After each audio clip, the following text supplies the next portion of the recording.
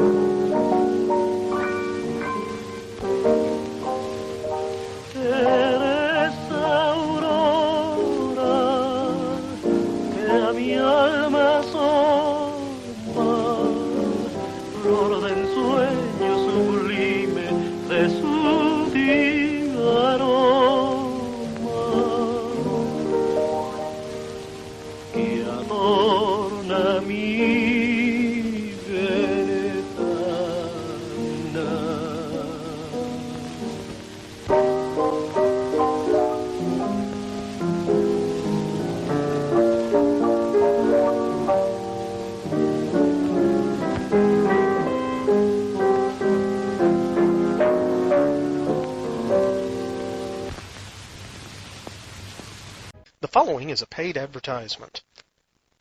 Really? A paid advertisement? Wait, the B-Movie Cast got paid? Yes, the following is a paid advertisement. This episode of the B-Movie Cast is brought to you by the estate planning services of Twyla Minear Brooks, attorney at law. Remember, when the zombie apocalypse comes, things will move pretty fast. The body should be disposed of at once, preferably by cremation. Well, how long after death, then, does the body become reactivated? It's only a matter of minutes. Minutes? Well, that doesn't give people time to make any arrangements. Oh, you're right. It doesn't give them time to make funeral arrangements.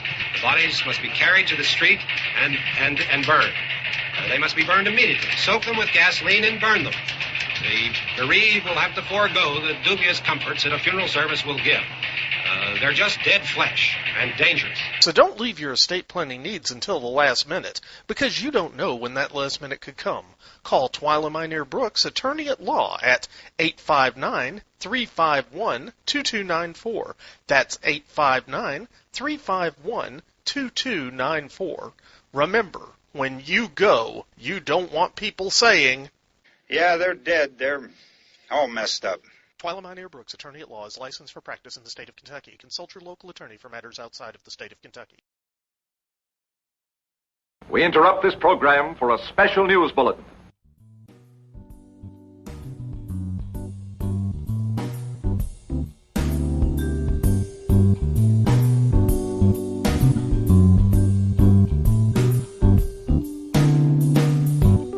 Hi, I'm Bill Mize, the creator of the Bill Watches Movies podcast, and we're interrupting your regularly scheduled program to ask you a few questions. Number 1, have you been feeling a little stressed these days? Number 2, do you need something to make you laugh? And number 3, would you like to just do nothing but relax and listen to a good story? Now, if you answered yes to the above questions, then I invite you to check out my show, Bill Watches Movies.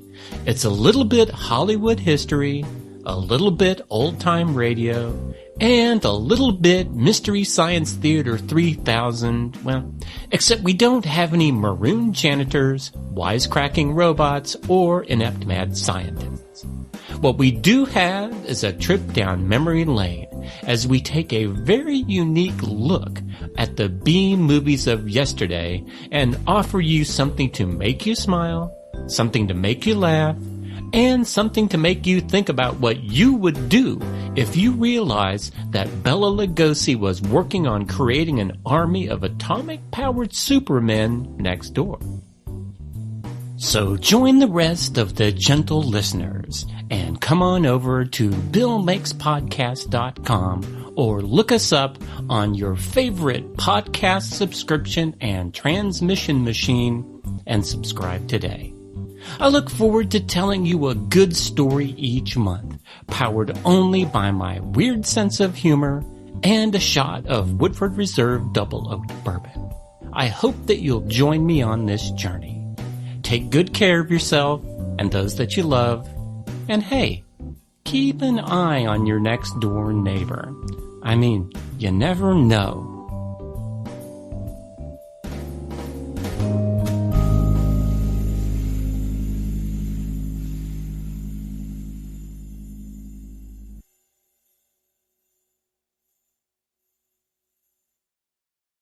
Command mark. The time will be running at X minus 20 seconds. Mark. 5, 4, 3, 2, 1. Fire.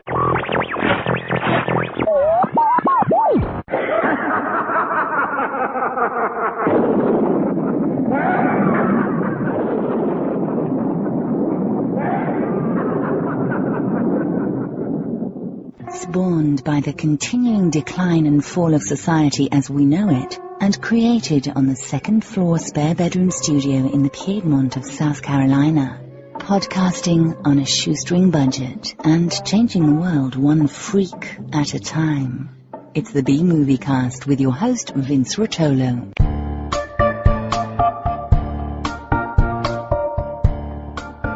From coast to coast and worldwide via the internet, this is the B-Movie Cast, the podcast of unusual film and television. Hi, everybody. Welcome back to the B-Movie Clubhouse for episode 467 of the B-Movie Cast. Before I go any farther, I want to get our contact information out of the way. We love hearing from all of you, so we have a feedback segment devoted to your comments and suggestions, and this is how you can contact us. Option 1, pick up your phone and dial 888-936-0808. This is a toll-free number and a very easy way to leave a voice message. Option 2, you can make your own MP3 file and send it in to bmoviecast@gmail.com. Or use your smartphone voice software and record a call, then just send that in as an attachment instead. Or option 3, if you're not into talking, you can just shoot us an email to bmoviecast@gmail.com. Our website is bmoviecast.com, where you can subscribe to the podcast. It's free, and there you can join us on the Facebook B-Moviecast fan page and letterbox. Also, you can play the contest by sending in your answer by email to bmoviecast@gmail.com with contest in the subject line. And check out the links while you're there, or buy a t-shirt. I currently have smalls to 4X's. If you want to help us financially, there's a donation box you can click on as a supporter on the Lugosi, Karloff, Agar, and the infamous Xanadu level through PayPal. Also, the easiest way to donate is to click on the Amazon bar on the right side of our homepage. This Amazon link will take you to Amazon.com to make your purchase. It doesn't cost you anything, and you can still log into your personal accounts when you get there. It's completely private, so think about us before you buy online. So now, through the miracle of modern technology and thousands of miles of wires, server farms, PCs, Macs, the Internet, and duct tape, we have our co-host from Lexington, Kentucky, author, editor, screenwriter, film producer, Nick Brown. He has a new website. It is authornickbrown.com. That's AUTHORNICBROWN.com. He is the author of the Werewolf for Hire book series, starting with Blood Curse. He's also selling a book in collaboration with his wife, Fiona, the B-Movie Cookbook. All of these are available on Amazon. He's produced 2 movies, Wretch and Loss Prevention. Both can be ordered on Blu-rays or DVDs through Amazon. He is also the producer of a 3rd film, the soon-to-be-released Fall of Usher. Also joining us today is Juan from the Creepy Swamps. His new and improved website is up and running now. It's called fifthdimensionfilms.net. That's the number 5, THDIMENSIONFILMS.net. He has been a sci-fi horror convention fixture for 25 years now, selling everything from DVDs to posters and collectibles.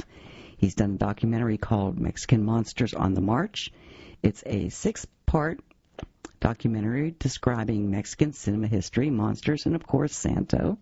It's available on Juan's website.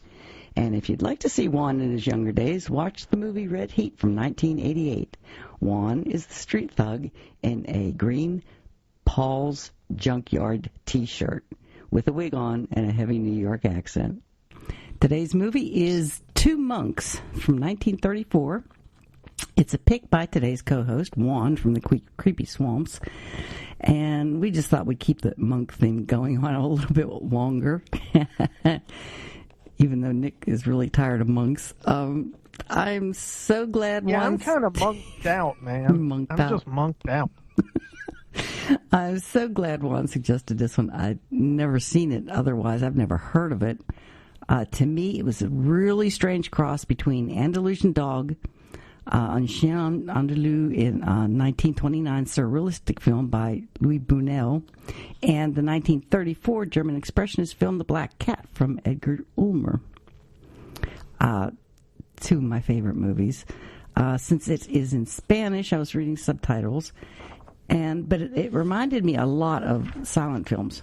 Even the soundtrack did, and of course this was early talkie. This movie is perfect for film historians. If you really want to learn about the history of film and see how it moved along, you have to watch this movie. There's a lot of shadows and quirky lighting, gothic settings. The monastery setting reminded me of Phantom of the Convent that we did from 1934. Basically, it's a story of two monks telling the same story in flashbacks. The colors change in their clothes. It's like a dream. It's just really, really wonderful movie. I'm quoting from an essay written by Eliza Lozano on September 20th, 2020. For its thematic and aesthetic originality, Dos Monjes today stands out as an exemplar of the avant-garde, a precursor to an experimental cinema that was never given adequate space to develop, and Bustillo Oro can now be seen as a pioneer in Mexico of what would later become known as auteur cinema. So there, watch this movie. Get some history. Mary? What? Spoiler alert. What? And their suits change color. The guy. Well, that's all I said. No, spoiler. Okay. Well, see, before you listen to the cast, watch the movie. Yeah. So that what Mary's talking about is a surprise. Although by the time you hear my warning, what Mary's talking about is not a delightful surprise for you to notice. It's what she told you about in the start of the podcast. I'm Mary, sorry, I love alert. that part because I missed it. It took me a while to figure it out. I'm going like, wait, what? Yes, and now you've spoiled everyone else having that adventure. Oh, okay. Hey, I thought I was the only one. Here's this, okay? We're going to do this one exclusively because I know that in the last podcast, all the ones we've been doing, I know that Nick, we blow the ending. We don't do any. We do spoiler alerts and we give out the ending. But why don't we make this one that we don't give out the ending? We no spoiler alerts. We're gonna let the listener who really wants to see this film and enjoy it for its true expressionism, a la Mexicana, avant-garde, so they can really enjoy that critical ending of the film that really blows it out and is puts everybody in shock. So. What do you say, Nick? We do it spoiler? Oh no, we're going to keep it as a secret. I don't have a problem with that, but this is. I mean, the film really has three endings, as far as I'm concerned. Right. There's the ending to the one guy's tale, the ending to the other guy's tale, and then the ending to what really happens. Mm-hmm. So I guess we'll leave it at the ending for what really happens as the spoiler-free zone. Okay, good. Okay, guys, I watched the older version that Vin had in the house, and that version is the one that's on YouTube right now, so you can see it for free. It's not that great. The subtitles are not that well done. They're words questionable quality. Yeah, and since you're trying to watch the movie and read the subtitles at the same time, when you can't understand what the subtitles are trying to tell you, it makes it kind of hard. And also, it's a really grainy copy. on YouTube. So, if you want to see this movie in its perfect condition, well, for one thing, call Juan, because he has it, because he sent it to me, so I got to watch it again. I watched it twice. That's how much I love this movie. And the copy he sent me is excellent. It's the Martin Scorsese's World Cinema Project No. 3. It's a Blu-ray DVD combo set, and that combo set has 6 movies, but if you order it from Juan, you probably just get the one movie that's, 2 monks. This is volume 3. The other 2 volumes also had 6 movies in it, so this is a lot of movies. Each title is in the set is a path-breaking contribution to the art form and a window onto filmmaking tradition that international audiences previously had limited opportunities to experience. Martin Scorsese basically went out in the world and found movies that he thought really were important. And that's his World Cinema Project, and this is on it. It's a restored 4K digital transfer. The World Cinema Project did it in collaboration with Cineteca de Bologna with an uncompressed monorail soundtrack on the Blu-rays. There's an interview with the film scholar on this one, on the 2 monks one, film scholar Charles Ramirez Berg. That is an excellent interview that he did. It has the new English subtitle translations that I desperately needed. Unfortunately, the whole thing is gone for $99 through Criterion for all 6. But you can just sell the one movie, can't you, Juan? Well, what it is the Criterion version is broken up into 3 different packs. Okay, so I mean, one of the packs, which has 2 monks in another film, it's called Pixote, which is a Brazilian film, is part of the pack. So they can get it with the Pixote, the Brazilian film, or they can get the 2 monks by itself.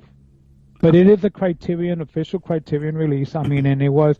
This is, I got to tell you, Martin Scorsese, okay, when he established this film foundation back in 2007, he maintained a real commitment to preserving film masterpieces from around the world. And there's a growing roster of more than 3 dozen or 4 dozen restorations of films all over the world that have avant-garde or great art, behind them. And Scorsese, he loves this. He's big into this because being a film director himself in many, many films, he can acknowledge and see what the true the true art form in a filmmaking is. And these films, especially this one, 2 monks, speaks for itself. This was one of his favorite ones of this set, by the way. He talked about that this 2 monks was more of he really enjoyed that one. I mean, he had no problem understanding the Spanish because being Italian, Italian is similar to the Spanish, so he understood it. Yeah. But I got to tell you, definitely to the Cinematheques that really want to get.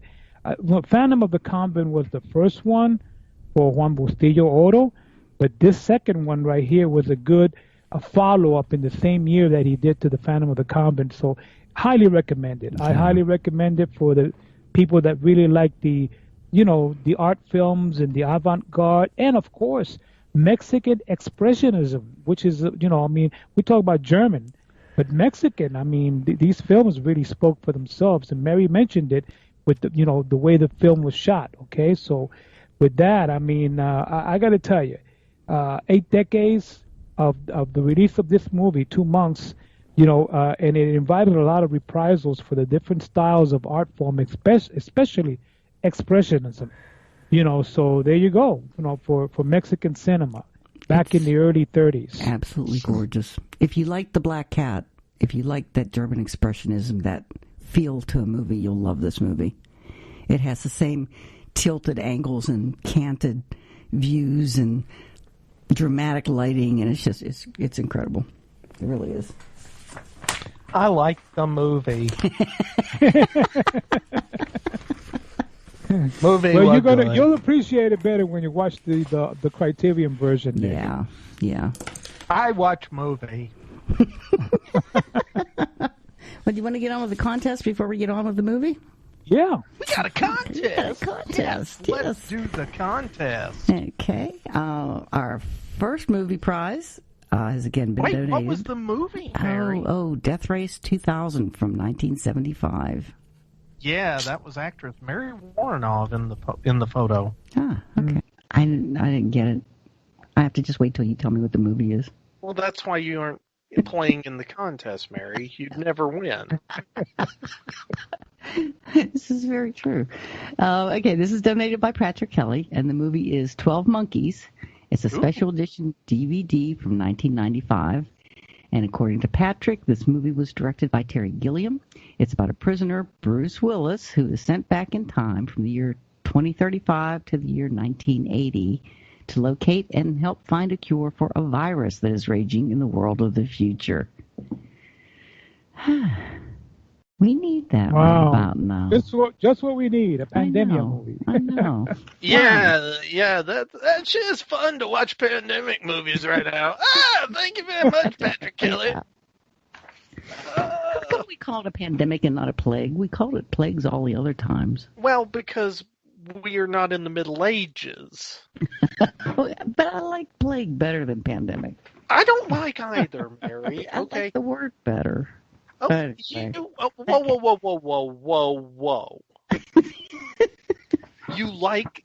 We're talking about how much you like the word plague. Better than pandemic. Better, yeah. Okay. Well, what about pestilence, really Mary?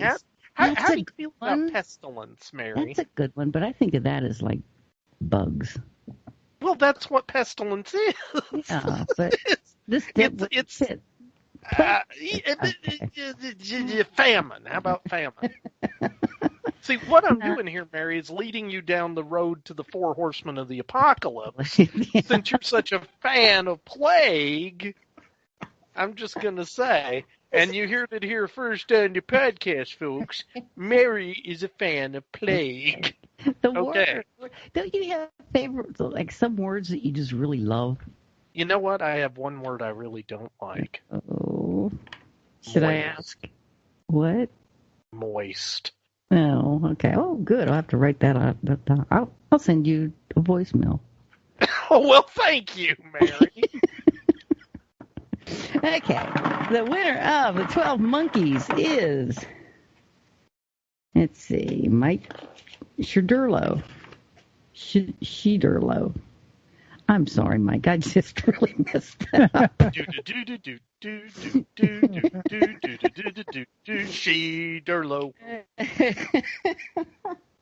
Oh, good. You got it sung by you. Wait, congratulations, Mike. Not only did Mary mispronounce your name, but you now get a plague. Congratulations. You're welcome from the B Movie Cast. And you get Nick singing your name to you. So.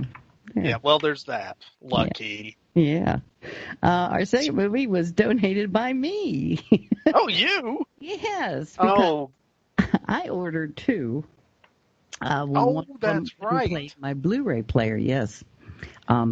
Unfortunately, it was operator error on my part, so both movies did play. And they are U.S. region code, so this is a Blu-ray of Rasputin the Mad Monk from 1966. I think we've seen that movie, Mary. I know. It was a good movie. It was. And Philip Pine won that one. So congratulations, Philip. Congratulations, Philip. Yes. Yeah, seriously. Great Hammer film. Yeah, it was. It really was. Okay, our third one is a B-Movie Cast Koozie. And the winner is Paul Ruby. Oh, Paul Ruby. Holding my all breath right. for a second there. Hoping it wasn't Don Falco's again. I was going to say, he's ready for his car, Mary. Oh, yes. That's why I keep holding my breath. So thank you for playing the game with us, and I will get these out in the mail as soon as possible. Or even sooner. Yeah. Nah. Nah, it's rainy and cold out, so I'll get about as soon as possible. And now let's take a quick moment to hear a promo for one of our podcasting pals.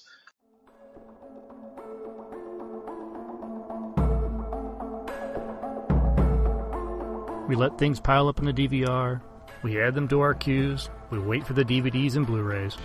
We time shift. The Time Shifters Podcast. Sci-fi, horror, fantasy, superheroes, comedy, action, film, television, maybe some not-so-current events. Find us on iTunes or at timeshifterspodcast.com.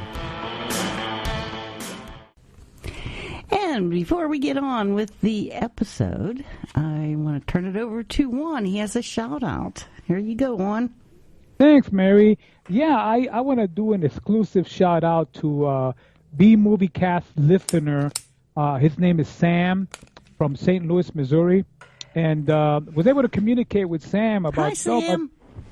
Yeah. Hi, Sam. Sam's been a pretty avid listener. I did talk to him about a couple of weeks ago, and we got in contact after over 2 years because he was trying to get a hold of me via the website. And back then, as you know, guys, my website wasn't up and running and a lot of difficulties. So when I finally got it going again, and he was trying to find a way to get to the website and get in contact with me because he wanted to talk about, the Mexican Santo films he was interested in and wanted to order, but we never were able to get in touch with him. So I finally was able to find the number from a voicemail that he left me from 2 years ago, believe it or not, guys. And I called him, and we touched bases again, and he said he's been listening since 2012, maybe 2000. Yeah, he's been... Send some feedback in, Sam. I mean, he's been a pretty long-time listener, but never got any emails or voicemails from him, so we'd love to. Now that I'm giving you this shout-out, Sam, you can call us anytime and send us feedback. And by all means, please vote for the B-Movie Podcast for the Rondo Awards, okay? That's right. Thank you. I forgot about yes, that. the Rondo Awards. I bet you haven't even voted for us yourself, have you, Mary? No. Okay, Mary. Yes. If you don't vote, then, okay, vote. Okay, I go to terracode.com. TARCO at AOL.com. At AOL.com, okay. I believe. And then you can just write in a vote, can't you? Just say that you... Yes, you can just write it in and say, I want the B-Movie Cast to win the best ever. Yes. Best podcast. And that's what we want. That's right. But I will be posting links and all the voting information on the website, by the way. Good. I think I've already done it, but I'll post it again. Mm-hmm. Good. Yeah, I gotta do that. I hate technology. It's actually difficult to vote on that website, so that's why I'm saying if you wanted to, you could just send him. Okay, there email. is no voting on the website, Mary. Well, you have to copy and paste it. No. You don't have to copy and paste it. Just write in the number of the category and who you want to win. Oh. And he says copy and paste. Yeah. And that is possibly the worst looking email you could ever create. Yeah. Especially if you try to vote for everything. Because there's like 20 categories. There's magazine covers. There's all this different stuff. Yeah. It's like, It's true. Wow, that's a lot. Yeah. Well, I mean, I did it once, and it was a horrible-looking email that made me sad. Yeah. But I digress. So I think we're number 6, category 16, I think. Category 16 or 14, I can't remember. Okay. It'll be on the website. It'll be on the website, okay. Cool. Everybody, go to the website. Vote for us. Vote for us. Yes. Or you'll be targeted for termination. I think we deserve it. We've been doing this since, 2006? I think it was 2006. 2007 for me, but that's beside the point. Okay. I'm a spring chicken. Okay, on with the movie. Two Monks. I love this movie. But if you didn't like The Black Cat, you're not going to like it. What? Mary, what? You like this movie? I mean, it's you have to be in the right frame of mind. You have to realize it's an old movie. It's like almost like a silent film. It's got big sections that are really slow moving, but it's just really an interesting movie. And it's so beautiful to watch. All the angles and the weirdnesses on it. It's just, I loved it. Mm-hmm. I really like the movie, too. Oh, okay, good. Well, I got to say one thing. I enjoy, and I really, because of my recommendations for this from the Phantom of the Convent, not just the fact that the young director that was involved behind this, Juan Bustillo Oro, excellent filmmaking by a young guy. You know, he was just starting his career out, and basically this is at a time that the films were made during an expansion of the Mexican cinema or the film industry back in the early 20s, in the early 1900s, and the pre-code films, silent films that were there. But I mean, the one movie that started this craze for the voice and sound was the box office hit called Santa from 1932. And it was one of the first Mexican productions where directors and producers would be able to see, wow, we can talk on film. And this is where Juan Bustillo Oro decided to jump on the bandwagon right away and get on a project to do, the two films that he did in 34. Keep in mind that a year before this, in 1933, one of the first cinematography, not graphic horror, but horror films was made in Mexico at the early sound. It was one of the first sound horror films, considered to be the first sound horror film, was called La Llorona, which is the crying woman. And so basically Bustillo Oro followed. He said, well, maybe I should do something in a similar vein, because it seems that the audiences or the people went in droves to the theaters to watch. They kind of liked the beginnings of what horror was like in the 1930s or the early 30s during the talkie, the age of talkies. And I read somewhere that he did a memoir in 1984 called Vida Cinematográfica. That's like his own memoir. And he says that the early American horror film, Dr. Jekyll, Mr. Hyde in 1920, made such a great impression on him that's one of the driving things behind this. Mm-hmm. Well, I got to say this, and I want to talk a little bit. I want to just get into this really good, okay? By giving you a little flashback, if you don't mind, guys. I want to do this, okay? It's a little flashback of horror films of Mexico and the rise of the horror films in Mexico in the 1930s, okay? And it started with the movie The Phantom of the Convent, which is the one that we did about a month ago, okay? It started with that. Actually, why that one? Because that movie, because of Juan Bustillo, writer director, was the first film where you could really see like the works, the true works from F.W. Murnau, G.W. Pabst, and all these great German expressionist directors in these films. And he said, well, you know what? We got to do something similar like this in Mexico. So he didn't want to do it like the Crying Woman in 33. So he, in 1930, he started with on 34, he did The Phantom of the Convent, and then he did this one, Dos Monjes. And then in about 1950, I got to say this, in Mexico, the movie houses were mainly showing melodramas, westerns, musicals, comedies, okay? And this is before the rise of what they call horror films in Mexico, all righty? And because of this, it caused difficulty for Bustillo Oro. His films, they could have been popular if he would have done dramas and westerns and melodramas, but they were not necessarily welcome on the big screen because people didn't just want to get a good laugh. They wanted to get a good scare, good shock. They wanted to truly see what a horror film was like. So as a result, owning to the costumes and the makeup and the violent nature, his movies were associated with a little bit with the movies that we all know and love today, which is lucha libre, which is a term for professional wrestling movies in Mexico, became an important part of the horror film genre in Mexico. So the writers and producers, they introduced all the like spooky kind of aspect of horror films, like the vampires, werewolves, mummies, robots, all these other things into the lucha libre films. And again, Bustillo Oro, he figured, he wanted to just keep his same trend. He didn't want to get involved into doing like lucha libre films, if you know what I mean. And here comes later on K. Gordon Murray, the U.S. producer that introduced Mexican horror films to an international audience.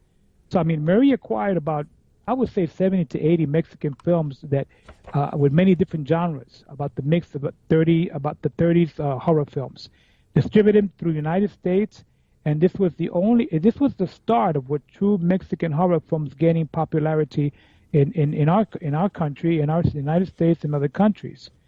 So basically, the Mexican horror film proper came into its own by the release of The Phantom of the Convent in 1934, Two Monks, this one in 34. Then Juan Bustillo de Oro also did 2 other films. He actually did 4 films relating to the same kind of genre. No, Nick, it was not the monastery or monk movies. The third film that he did was actually called, listen to this title, The Mystery of the Ghastly Face. That was his third film. They call it The Misterio del Rostro Pálido, or The Mystery of the Pale Face, in 1935, which was a year later after Two Monks. All right? So these 3 films, writer-director Juan Bustillo Oro, considered by many to be the true father of Mexican horror films. To me, this guy here is the guy that really started the Mexican horror genre in Mexico. He directed more than 60 to 70 films over 5 decades, okay? But none other than these 3. And in 1950, he did another film called The Man Without a Face, or El Hombre Sin Rostro, which is kind of like a little horror sci-fi film. It was a take on The Invisible Man. And he did that film in 1950. That was a film of very significant importance in Mexican cinema, because in the 1950s, it was still very, very the early stages of what horror films were going to be like in Mexico.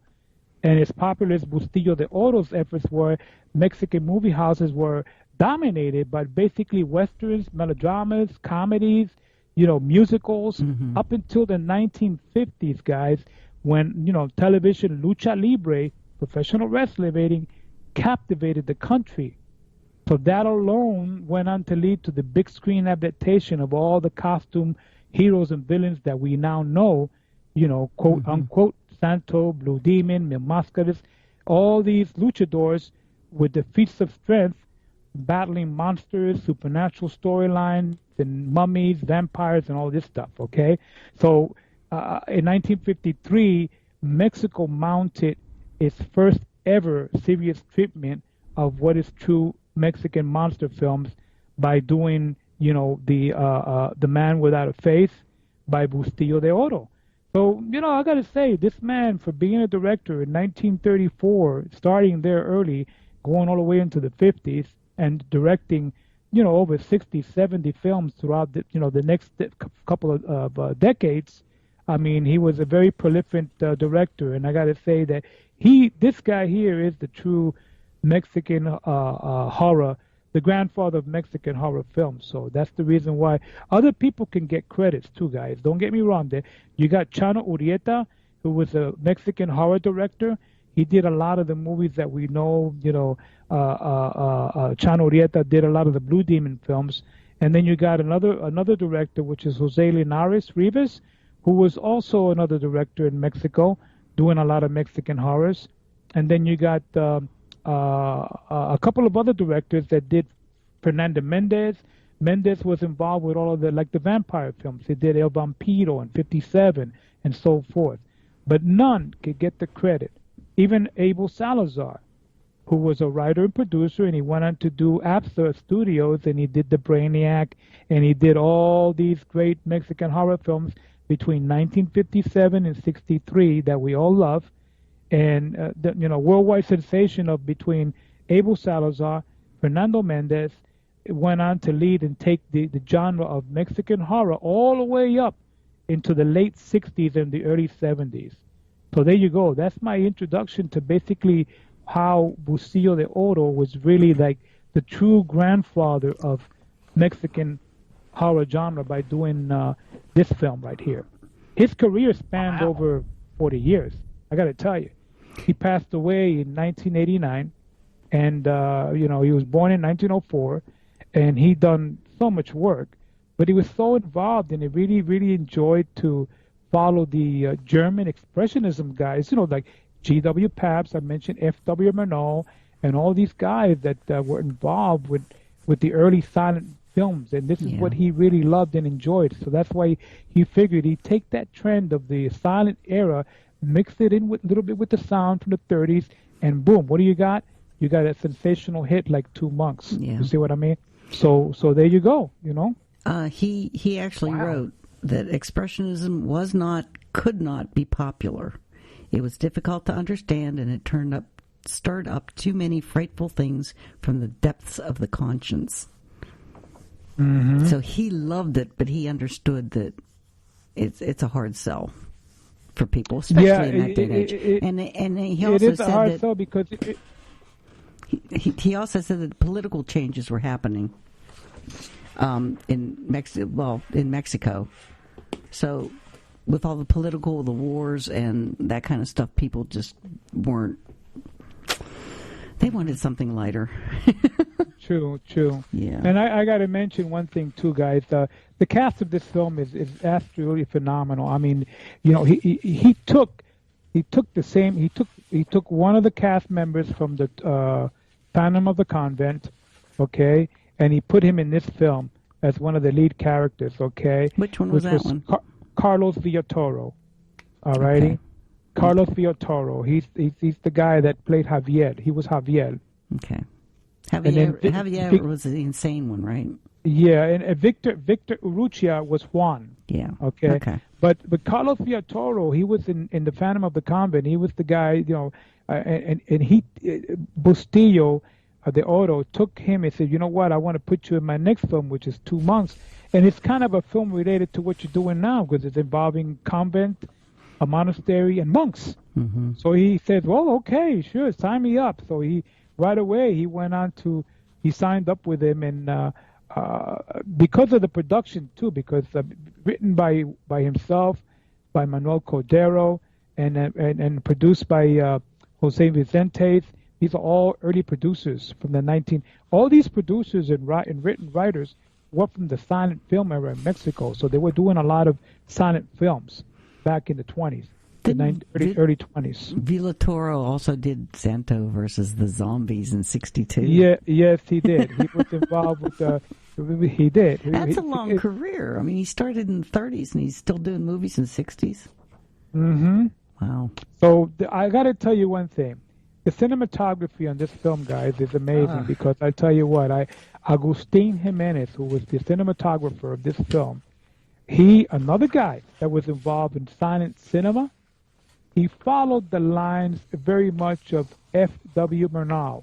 Mm-hmm. Because if you look at F.W. Murnau's German films from the 20s, and you look at this film and you compare them, it goes, boom, there you go. So, again, here you got somebody that says, well, we're going to follow that cinematography and give it that the shadowy look, because you can see that there's a part of the film where there's nothing but shadows. People, they're talking and he's looking and you see shadows. So, which later went on to become big in the 50s as film noir. Yeah, there's foreshortening, there's fragmentary composition, there's study of light, there's extreme close-ups, they had like dollies and stuff they had on this movie. Mm-hmm. Like early dollies. I mean, this guy is incredible. He is a true artist, and he had a really long career too after that. No, it followed. He went on to many, many years, and again, this is why I'm really happy and I'm glad that I got involved. I wasn't really much into the Mexican genre, the horror stuff. 25 years ago, I mean, I was not. I got into this when I went to Mexico and I was down there and I saw Lucha Libre. The first matches of Lucha Libre down there with the masked luchadors, and it wasn't Santo because Santo had already passed away, and it wasn't Blue Demon, but it was other masked wrestlers. And I said, wow, and then I found out that the luchadors were doing all these films, these movies, and they were doing horror films. And I said, wow, that intrigued me even more because I always had the love for early horror films from the 1940s, the 50s, and the 60s. So, and then I got into it, and I started my knowledge with collecting and trying to get everything I wanted to know about Santo, who was the ultimate legend in Mexico when it comes to this. So that's where I started out, and then I delved into all the other ones and these films, which finding out that they all have prominent interest because of the art form that they have, avant-garde. I mean, and I'm a sucker for that. I love true films like this. I can enjoy, like you, Mary. You said you watched it twice, but I can watch this movie 2 or 3 times and still enjoy it and pay attention to the details of the film. Yeah. And look at the behind the scenes and the outfits, the way the women dress and the way they dress, and the settings and the garden and the outside, all of that. It just had that feel of early silent cinema that you saw in a lot of the movies from the silent era. Yeah, just the camera angles. I mean, some are from the floor up, some are from the ceiling down. The windows are all twisted. None of the windows are like square, especially in his world, the insane guy's world. They were all weird. It's just, I loved it. I mean, and that's the thing, the set design on this, in addition to the cinematography and everything else, just the set design itself was pretty intricate. And I mean, it goes back to what you were saying about the windows weren't exactly right and, this, that, and the other, because it was all about, perception. And they were really trying to play up this idea of this guy's perceptions may be off. That's did you mention that, Nick? Because when you watch the film and you look at that particular scene where you can see the across the way there, and you look at the windows, like you see all these like boards, and it looks like it's twisted. It's not a straight window, but it's like a slanted window. His are, you look at, but hers are normal. Yeah. Right. Yeah, because she's sane. Just little things. Mary leaves no room for interpretation. She's just going to tell you what it is. Did you see the clock? He's just whack. By the way, what was it we were saying about not spoiling the movie? I know. I can't help it. I can't help it. Did you notice the damn clock on the wall? There's a clock that looks like something from Salvador Dali. I was going to say, you meant the Dolly clock there? There's just so many little things like that in this movie. The masks. Those masks were incredible. At the end? Yeah, but we're not going to talk about the masks, because that's the very end of the film. Oh, Mary. Okay. But I want to. Poor Mary. Well, I got to say one thing, though. This movie does have a lot of comparison to the Japanese movie Rashomon from '50. Yeah. I don't know if you guys saw that movie or not. Yeah. The Akira Kurosawa film from 1950, and it's got a similar storyline to it. If you look at that movie and you look at this film, you can see the comparisons a little bit there. But again, just life from two different viewpoints. It's the same life, but it's from two different viewpoints. It's just incredible. And it was 30 years before Kurosawa did his. Right, I wonder if he saw this and thought about it. I've never read anything about Kurosawa. It's possible. A lot of when you got to the filmmakers of the 50s and 60s and into that era after post-World War II, you really were getting into the point in cinema when it was a more mature art. Yeah. When you're looking at it in the silent era, they were making everything up as they went along. And then they started figuring out what worked. And then that got turned on its head when you went to talkies, because all of a sudden you had to do everything differently. And then they introduced color film, and all of a sudden you had to do a bunch of stuff differently for that. So all these different changes were happening. But by the time you get to about the 40s and the late 40s and into the 50s, most of the technology had matured. So you could do color film, you could do sound, and, they were making tweaks to it and this, that, and the other. But what you really came out with were all these filmmakers who, at this point, were able to go back and learn from both the successes and the mistakes of the previous generation of filmmakers who had been, doing these early films in the 20s and the 30s and, like that. Mm-hmm.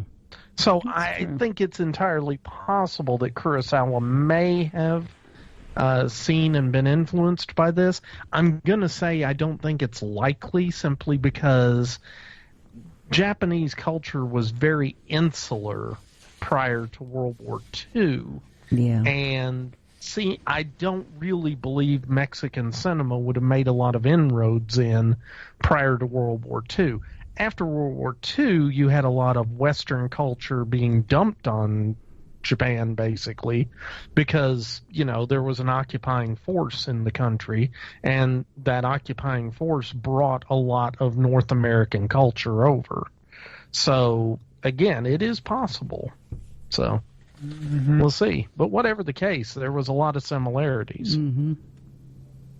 Well, I gotta say one thing though. I mean, either way, the history of the cinema, of this type of cinema, went on for many, many years. This is Mexico was known for having what they call La Época de Oro, which is the golden age of cinema, Mexican cinema. And in the years between the 1930 and I would say the 1950s or the late 50s, the golden age of that era, Mexico produced over, I would say, easily 5,000 movies in cinematography and different. Like I said, I mentioned westerns, comedies, dramas, serial. I mean, everything. They even had serials. They had sci-fi films. They had everything. More than any other country, primarily in the world, Hispanic country, even the South American countries. I don't think any country down there, maybe Argentina, might have done some films, maybe, or Peru, but Mexico really, takes the top for being the leader in Mexican cinema. Even Cuba didn't really have that many films, and of course Puerto Rico, back in the 50s, did have their fair share of Puerto Rican films, but I think the most they ever did, to tell you, rounded off to like maybe 24, 25 films in a 25, 30-year span. So here we got Mexico with, more than 60, 70 years of cinema. So you figure all these people that went from many different countries to Mexico to be in films, to be writers, be producers, be directors, because a lot of the stars from all these films we talk about, a lot of them are from Spain.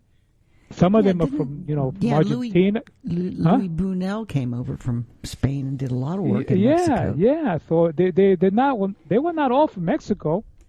Yeah. Absolutely not. They were not all from Mexico. So just to give you an idea that all the leading actors and actresses came from many different parts of the world, went to Mexico because they saw that as the land of opportunity when it comes to cinema, and that's where they wanted to get involved in becoming an actor, an actress, a producer, a writer, or in filmography. That's where they wanted to go. And with that, I want to talk a little bit about Carlos Villatoro, the lead actor in this film, who was also the lead actor in Phantom of the Convent. He was Javier, by the way, Villatoro. And you mentioned that he went on to do Santo versus the Zombie. He was like co-director. He co-directed, absolutely, because he had a love for these films. He went on through his entire career. But one of his early films, believe it or not, Villatoro, was a silent film from 1929, which was called The Ghost Train. I don't know if are you familiar with that film, Mary? No. Nick? I'm not at all. Okay, so basically, Villatoro, he was an engineer. That first film that he did, of 29, he started out in 27, believe it or not. His cinematography, I don't know if they give him the credits leading into that, but they might give him credits from Phantom of the Convent and Two Monks and forward. But before that, they might not, because keep in mind that in the 1920s, filmography in Mexico wasn't really, nobody really was SAGed over it. They didn't have a Screen Actors Guild over there, actors and actresses, and they were like glorified extras, if you know what I mean. So they would just pick from the crowd, hey, you want to be in a movie? Come on, we'll put you in this movie, and they do it, and that's it. But they really got no credit for it. You know, they got no cinematography credit, or they didn't get their names, they didn't get royalties from anything. So most of their films were not mentioned until after 1930, when the sound era came in 29, 30. Then that's when they started getting credits because they were talking in films. But Villatoro, you know, he was in that movie, the 29th, the Ghost Train film. But he went after that. He went on to do the first talkie, which was the Phantom of the Convent in 34, followed by this one. Who later went on to do, he didn't do too many films, believe it or not. He was more into writing and director. He was more of a screenwriter than an actor. He did a lot of writing for films and then directing, of course. But the 5 films that he's basically known for, the 6 films, went from 34 to 43. So he really didn't have a lot of films under his belt, if you know what I mean, except for this one, The Phantom of the Convent, and a few other films in his career. But he was a good actor. I really liked him. You know, he did a great role in this film. Mm-hmm. Yeah, he's good at being crazy. Oh, for sure. The other actor, his name is Victor Urrutia. Now, again, you know, Urrutia was actually born in Mexico, and he died in Mexico. So he was a Mexican actor and director and writer. And you know, he actually went on to live a few more years than Carlos Villatoro. He went on to live into the 80s, and then he passed away. And Urrutia, basically what he was more of a director. He was in films a lot. He appeared like in maybe 30 films, 25 or 30 films between 26 and 51, but he directed about 20 films after 50, you know, between 44 and 53. So he, again, his love for films, he really, Two Monks is like his major love. And along with Villatoro, he was in a 1936 film called Judas, which is Judas. And they were both in this film, you know, in 1936. It was a different director. It wasn't Juan Bustillo de Oro. It was Manuel Ojeda. But both Villatoro and Urrutia were in this film, Judas, from 1936. So these guys kind of hit it off. They had a very good friendship relationship, and they kind of like referred each other, and they say, hey, look, I'm an actor. I was in these films. My buddy Victor here is also an actor. Can we both be in your film? So they casted both these guys in another film in 1936 called Judas. And then on, Ramona from 46, which was a directed film by Victor Urrutia, which was Juan. He directed that film. It was kind of one of his first major directing productions. And again, such a great film. That's another good movie because it actually talks about the early beginnings of Mexico and things like that, the revolution and things of that nature. And it goes back to the 1880s from a novel by Helen Hunt Jackson. So basically, and then he was in Simón Bolívar, which is the historical film, the Mexican historical drama, and he played one of the generals in that film. So you figure these guys, along with other great Mexican actors, I can go on to name half a dozen or more of the films that Juan Urrutia directed, that he had top stars in his movies. He had the big name guys in his movies. The stars that were making as much as Rudolph Valentino and back in the silent era, you know. So, but they were making a lot of money and they enjoyed doing his films, a lot of historical films. So, gotta hand it to Victor. He really was on top of the line there. As far as the female leads in the film, we had, of course, Anna, who was the love interest, Magda Hagel. She wasn't, she wasn't really, her love, she didn't do a whole lot, her career was not as expansive as the two guys were. And Emma Roldan, who was Gertrudis, who was the mother of Javier, and she was in a lot of Mexican westerns and revolutionary type films, La Pancho Villa, and guerrilla films and westerns. She was in hundreds of films like that. So this was possibly the only film that she did. Gertrudis, the mother, was Two Monks, was considered to be like the only horror film that she did. After that, she went on to do what everybody else did in Mexico back in the 30s, 40s, 50s, and 60s, which was melodramas, westerns, comedies, musicals, quote unquote. And there you got it. Wow. Yeah. She was scary, the mother. Yeah, she even looked scary. She was good. Yeah. You know, she had this thing about, my son, so, but anyway, she was a very good actress, she was a very good actress. Yeah. Oh, it looks like the Anna lady did a lot of television. She did. In the 60s and 70s. She went on, Mexican television was, keep in mind that back in the 60s and 70s, there was hundreds and hundreds, if not thousands, of Mexican melodramas and novellas and, primetime soap operas that were done. Yeah. Comedy was big in Mexico, guys. I mean, comedy was like the number one over everything else, including horror, because you got these big star comedians that became famous, became legends, like Santo, you know.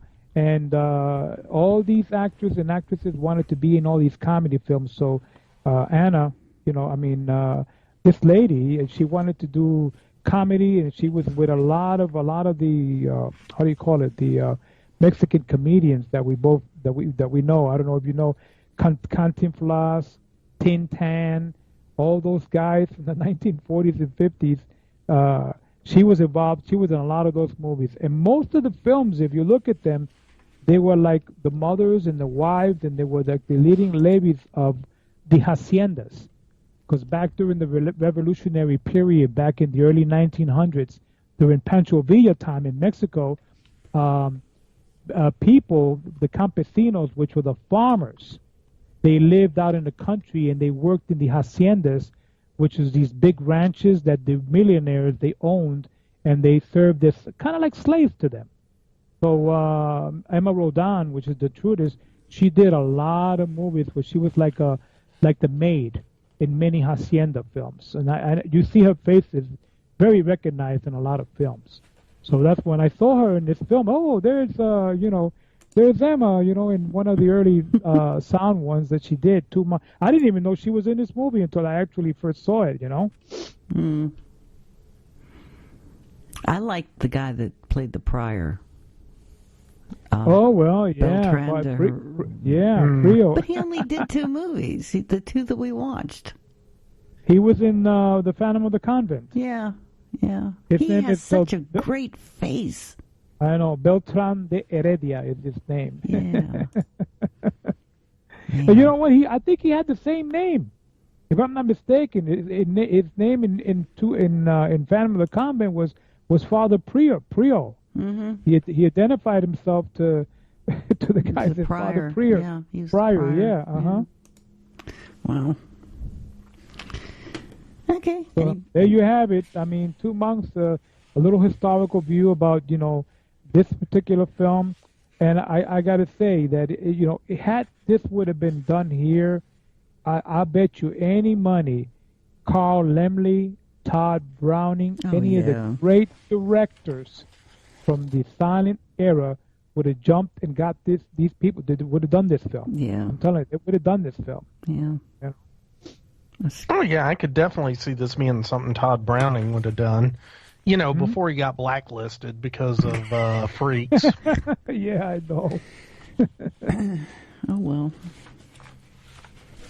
Okay. Well, that kind of killed it. I don't know if you guys want to add to that, or want to, to that little synopsis that I did basically on the the introduction of the Mexican horror genre and the stars and so forth. But if you have anything you wanna add on to before we turn it over to Nick for the good old plot, I mean, it's like the only thing I gotta say is I'm hoping that Criterion, maybe, I don't know, maybe Martin Scorsese might want to take Phantom of the Convent and put it into one of the art films. I don't know why he didn't pick that one. He picked this one more than he did. Because this one is really an example of German Expressionism. Yeah. So maybe that's why. Yeah. But I would really love to see more of these films like Llorona. I would love to see a beautiful DVD or Blu-ray print of La Llorona come out, the 33 version of La Llorona, you know. Yeah. So, we just got to wait and see what happens. Yeah. Anyway. Yeah, I love the sound in this movie because it sounded like the music you'd hear in the back of a silent movie. Right, but, organ music. The organ music, But that song that he created, Anna's song, that was so cool. Yeah, and it played through the whole movie just about. And at the end when he was going nuts, well, he was always nuts. But it started, even the music got fractured, the same way that the photography and the scenes were fractured. It's like the music got fractured. I love this movie. Okay, now that you're saying about the song, okay, and Anna's song. So basically, Carlos Villatoro sang the song, okay.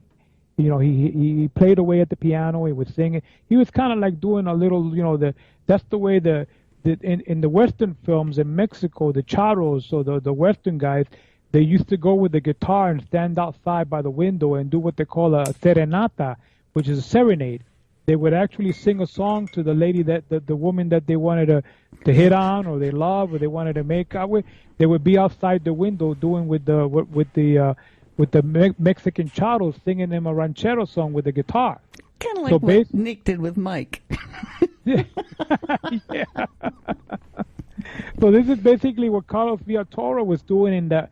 He was doing the song dedicated to Anna, his love for Anna on the piano. And I got to say this. His singing, I don't know if you're familiar with some of the silent stars. When they went to the talkies and they started singing, I'll give you a very good example of an actor who went from the silent, he was a legend in silent films, and went on to the talkies, and then he went on to do talkies, and he was very successful because of his voice. He was such an awesome singer, and that was Ramon Navarro, okay? So if you ever heard Ramon Navarro sing in his early films, the pre-code films from the 30, 31, 32, 33, his voice is exactly what Carlos Villatoro, when he was singing, and I was saying, oh my God, that's Ramon Navarro's voice. I mean, it's exactly like Ramon Navarro singing in the early pre-code films. He had that high-pitched type, voice, and he sang. And I said, wait a minute, could he be maybe plagiarizing Navarro's voice to do the song? I don't know. But anyway, you have to hear Ramon Navarro singing, and you hear Javier singing in this film when he was doing the love song to Anna, and it's like you side by side compare them. You could say it's almost like Ramon Navarro was singing to her. Wow. A little trivia there, by the way. Okay, anybody else have anything to say about this, or are we going to get on to Nick? Daggone, I think it's been said, folks. Yes, Damn. I do. Sorry, Nick, I didn't mean to take so long. No, dude, I got nothing I can add on top of all that. I mean, wow. Well, I just remember I told you I wanted to do a little extensive, when we talked the last time. Yeah, and I wanted to get a little bit more into this film because, I mean, this is such a great film. So I knew I had a lot. And plus, when you watch that DVD, Nick, by all means, look at the documentary on there. You're going to see exactly what I'm talking about the film. Yeah. Yeah. They really and go I'm looking into, forward to seeing it. Yeah, they really go into how they found two different prints, and they created this movie from two different prints, and you can actually see the difference in it. You can. You really can see it. So basically, they what they do is they was filmed in black and white, and where they took the 35 millimeter. It was like it was a 35 millimeter filming from that time, because back then they was trying to do two-tone Technicolor, and the process wasn't wasn't the true color process or black and white process wasn't. You still see a lot of the lines going through the films, and you see a lot of shadiness, a lot of the silent films. So they used 35 millimeter. For being used in 1934, it was the early productions for 35 millimeter. So that's why there's two different versions. It looks really great, Yeah, the one version that looks really great, that is most of the movie, had some scenes that were missing. So they went back and got that French print that, wasn't as crystal clear, but it's still really good. So there's scenes that I haven't seen. Yes. Based on this, but I'm still going to tell everybody the story. And when we get to the scenes that I haven't seen, don't tell anyone about it, and then they can be surprised when they see it. Yes. Sounds good. So, you're up. Scenes that I haven't seen, scenes that I just can't English seem language. to say it anymore. I've gone crazy. English language is fun. Well, it is. Okay, so we ready to do the synopsis? Mm-hmm. Yes, we are. Okay, now the first thing I'm going to say is that, we got the movie, The Two Monks, and no, I'm not going to try and say the Spanish language title. Yeah, I did. I destroyed it. I'm writing that off, and before the start of this, I'm going to apologize to Juan and any other Spanish-speaking human that might listen to this, because I am not going to say anything right. Unless it's Yo quiero cerveza, there's little that I can say in Spanish that works. So, I wanted to get that out of the way. Now, from the title, Two Monks, I honestly thought that I was about to see a wacky 80s sitcom, but that's not what I got. Okay, so the film opens up in a monastery. Wait, there's a shock. It's monks in a monastery. Go figure. But, all the monks are hanging out, and they're, as monks do, I guess. And they're praying to get the devil out of the monastery because there's this one monk who they say is possessed. Yes. And they're all kind of wringing their hands, and they're all upset, and they're like, "Oh, he's possessed. What do we do?" Well, we keep praying, but then they decide to send in Servando, and he's this one monk, and they're going to send him in to see the monk that's possessed, and the monk that's possessed is named Javier, and Servando is supposed to be, and this was kind of weird to me, but the head friar was like, "Yeah, you're the most charming of us, and maybe you can charm the devil out of him," was essentially how I took it. But whatever. Well, that's where the subtitle part is weird.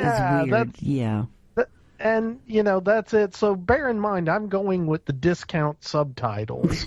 So that's the other thing. So sometimes I may not have fully understood what was happening because the subtitles weren't the best, but that's okay. So anyhow, the charming guy, Servando, he's dressed in black robes, and everybody else is in kind of gray or white. It was hard to tell from the color of the print, but they were all in one color robes, and he was in black robes, and that seemed a little bit different. It kind of made him stand out. But anyway, when Servando goes into Javier's cell, and Javier sees him, he goes all crazy, and it's all like, "Hey, I'm going to whip your butt," and he grabs a chair and starts threatening Servando. So, first off, if somebody's possessed by the devil, then you might expect them to start whacking at you with the chair if you come in to exorcise the demon. So you kind of be prepared for that. But Servando wasn't exactly prepared to be attacked by Javier, so he takes off, and Javier comes out after him. And all of a sudden, Javier's talking to this other monk, and he's like, "Who is that guy, Servando?" And the other monk is talking to him just like, "Oh, yeah, Javier, you haven't just been possessed by the devil. Let me just tell you what's going on with this guy." And he says that, that Servando was this monk who his mission was dissolved due to some devastation, is how I think that's what the subtitle said. So I take it that the monastery where Servando was a monk was destroyed or disbanded due to some problems. Yeah. And he came to this monastery because everybody from that monastery, they kind of got spread out. And so he ended up here. So when this guy tells him that, Javier gets kind of the crazy eye, and he goes after Servando. And he's all like, I've been looking for you, and now you're here. And he grabs a cross off the wall. And, okay, I got to say the crosses in this film had this weird thing going on with, like, I want to say it was almost a Cupid doll version of Jesus on the cross. And, it was all big and weird and bulky. Yeah, but it had a weird face. But you know what? They may have looked weird, but they made really good whooping sticks because he proceeds to whoop up on Servando, and, he just beats him till he's unconscious. And, I thought he was dead at first. Mm-hmm. Now, needless to say, the other monks aren't too happy. So Javier decides to go ask for kind of confession and absolution. And when he starts this up, he starts telling his story. And so now we have the Wayback Machine, okay? And so he and Servando were once best friends. What? Okay, Nick, I hate to interrupt you here for a second, real quick. But maybe the subtitles in the print that you got says that the other brother that came dressed in black was Servando. Yeah. His name was actually Juan. Well, he basically changed his name when he became a monk, and he's praying for forgiveness for his past sins. So he basically changed his name when he became a monk. Okay. And right. And Javier recognized him, but Juan or Savan, whatever his name was, didn't recognize Javier. Okay. Yeah. Okay. And I was actually going to get into that here in a second. But yeah, I thought maybe it was the subtitles that were giving you the whole film. It was Servando throughout the whole film. So, no, that's okay. Go ahead. No. But at this point, guys, we don't know he's not Servando. Yeah. Boom. There, I said it. So, okay. So, anyway, let's see. Okay. The camera pulls up into the ceiling, and the little vignette of the monk and the prior talking, it fades away, and then you go into the living room. The flashback, yeah. Mm-hmm. Yeah, so it's a big-ass segue. living room with big-ass windows. Yeah. And what you've got is Javier, and he's playing a piano. And apparently he's a musician, and he has dedicated his life to music. And he's just playing this song, and he lives next door to Anita. And Anita's parents, by the way, are creepy-ass old people.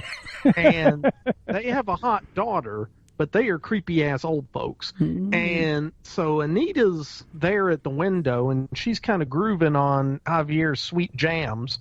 And Anita's parents are all like, we're creepy old people. We don't like it when you hear this handsome dude playing music, so we're going to make you not listen to him. And so they kind of give Javier the stink eye and pull Anita away from the window. And as a matter of fact, Javier doesn't even know that Anita's name is Anita until his mom shows up, and Javier's all like, hey, Mom, who's that chick next door? And and he's like, oh, dude. Or his mom's like, dude, that's Anita. And he's like, oh, Anita, that's a cool name.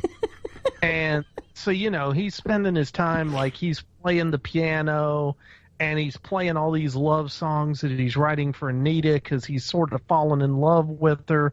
And, hey, that's great. But you know what? Her folks are keeping her kind of away from him. She's not hearing his music, so he's not having much luck. Then one night, late at night, he hears a carriage pull up next door, and this dude in black gets out. It's actually across the street.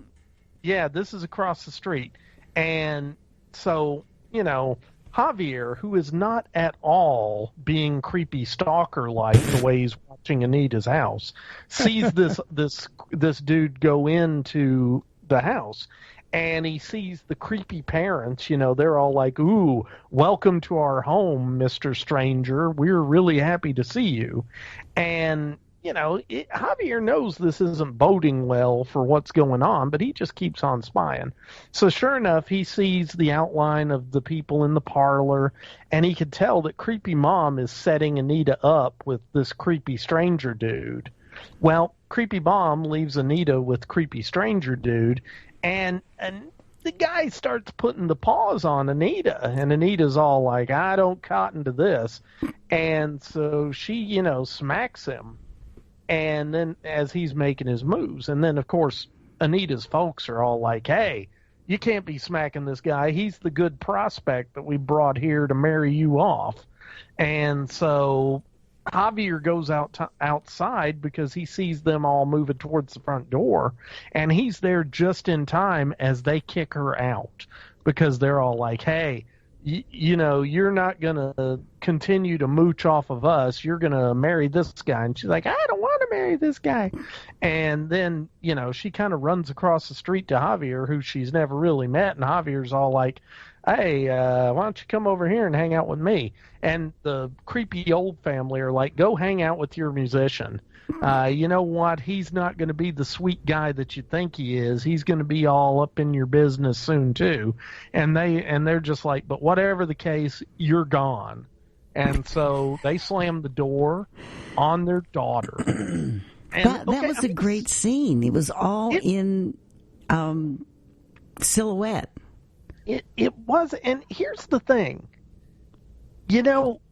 It was a really good scene. All the bad stuff was done in silhouette, and that was because we were seeing it from Javier's perspective. Through a curtain.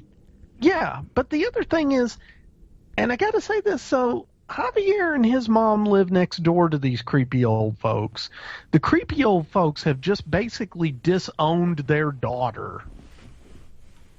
And apparently, out of the blue, she's willing to move in with Javier and his mom, which I guess if she doesn't have a house, she's kind of obliged to move in somewhere. But isn't it going to be weird to live right next door to your parents who just kicked you out? I mean, that is the makings of an 80s sitcom. But anyway, Anita, she just sort of makes herself at home, and, she's starting to put flowers out and do embroidery and stuff, and soon enough, romance is all the rage at Javier's house. And Javier is just happy as a clam because, Anita's living there and his mom's there, and he's all just making music. And his consumption was better. Yeah, and his consumption was better, which at this point, he does start coughing occasionally, but not terrible. And, it's like, "You're my health and happiness, baby, and marrying you will heal me up." That's what Javier's kind of thinking. And unfortunately, at least for Javier, there's this dude that shows up in a big black leprechaun hat. And, and he's like, and it's like he has this dream. Javier has this dream, and the big black leprechaun hat dude is Javier's friend Juan, who's been away for a long, long time, but he's coming back. And, by the way, Juan is Servando. So, # plot twist. That's right. Yeah, see? This is where it's all going. See, I was going to get there eventually, Juan. But anyway, Juan the musician, not Juan the guy co-hosting the podcast with us, is back from his adventures.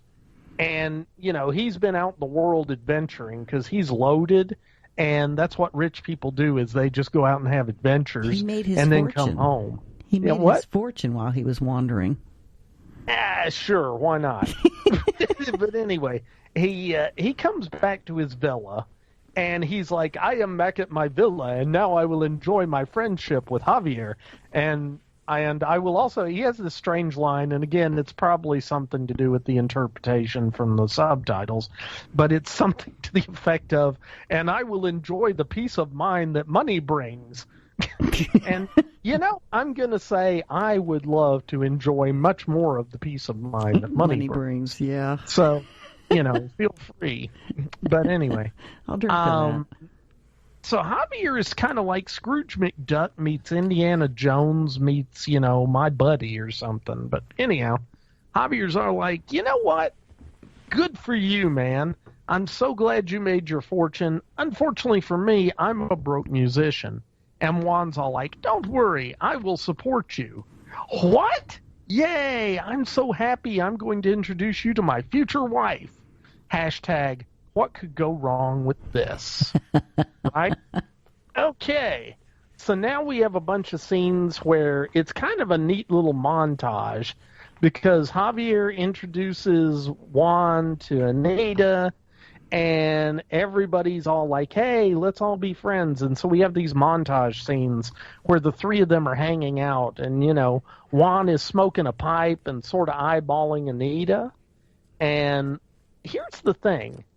Juan is always dressed in black, and Javier is always dressed in white. Wonder if that could mean anything.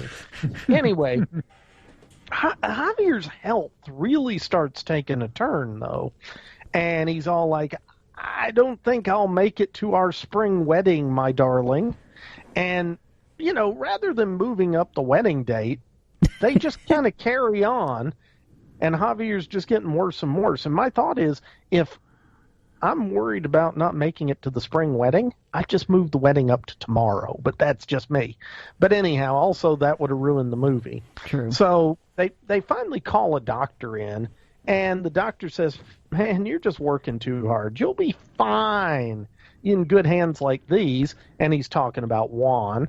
And maybe you should, but then Juan's all like, maybe you should send Javier away to a better climate so he can get well.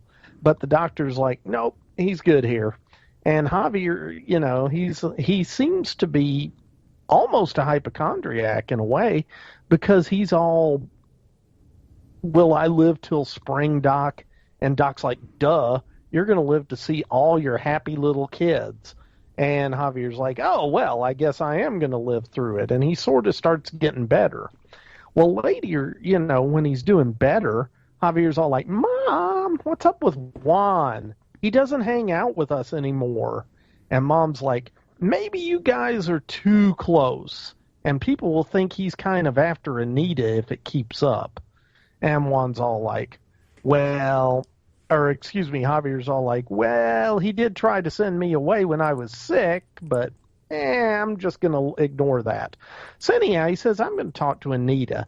And Anita says, Juan has family problems. None of them mention that Javier has some serious codependency issues if he's that hung up on his buddy.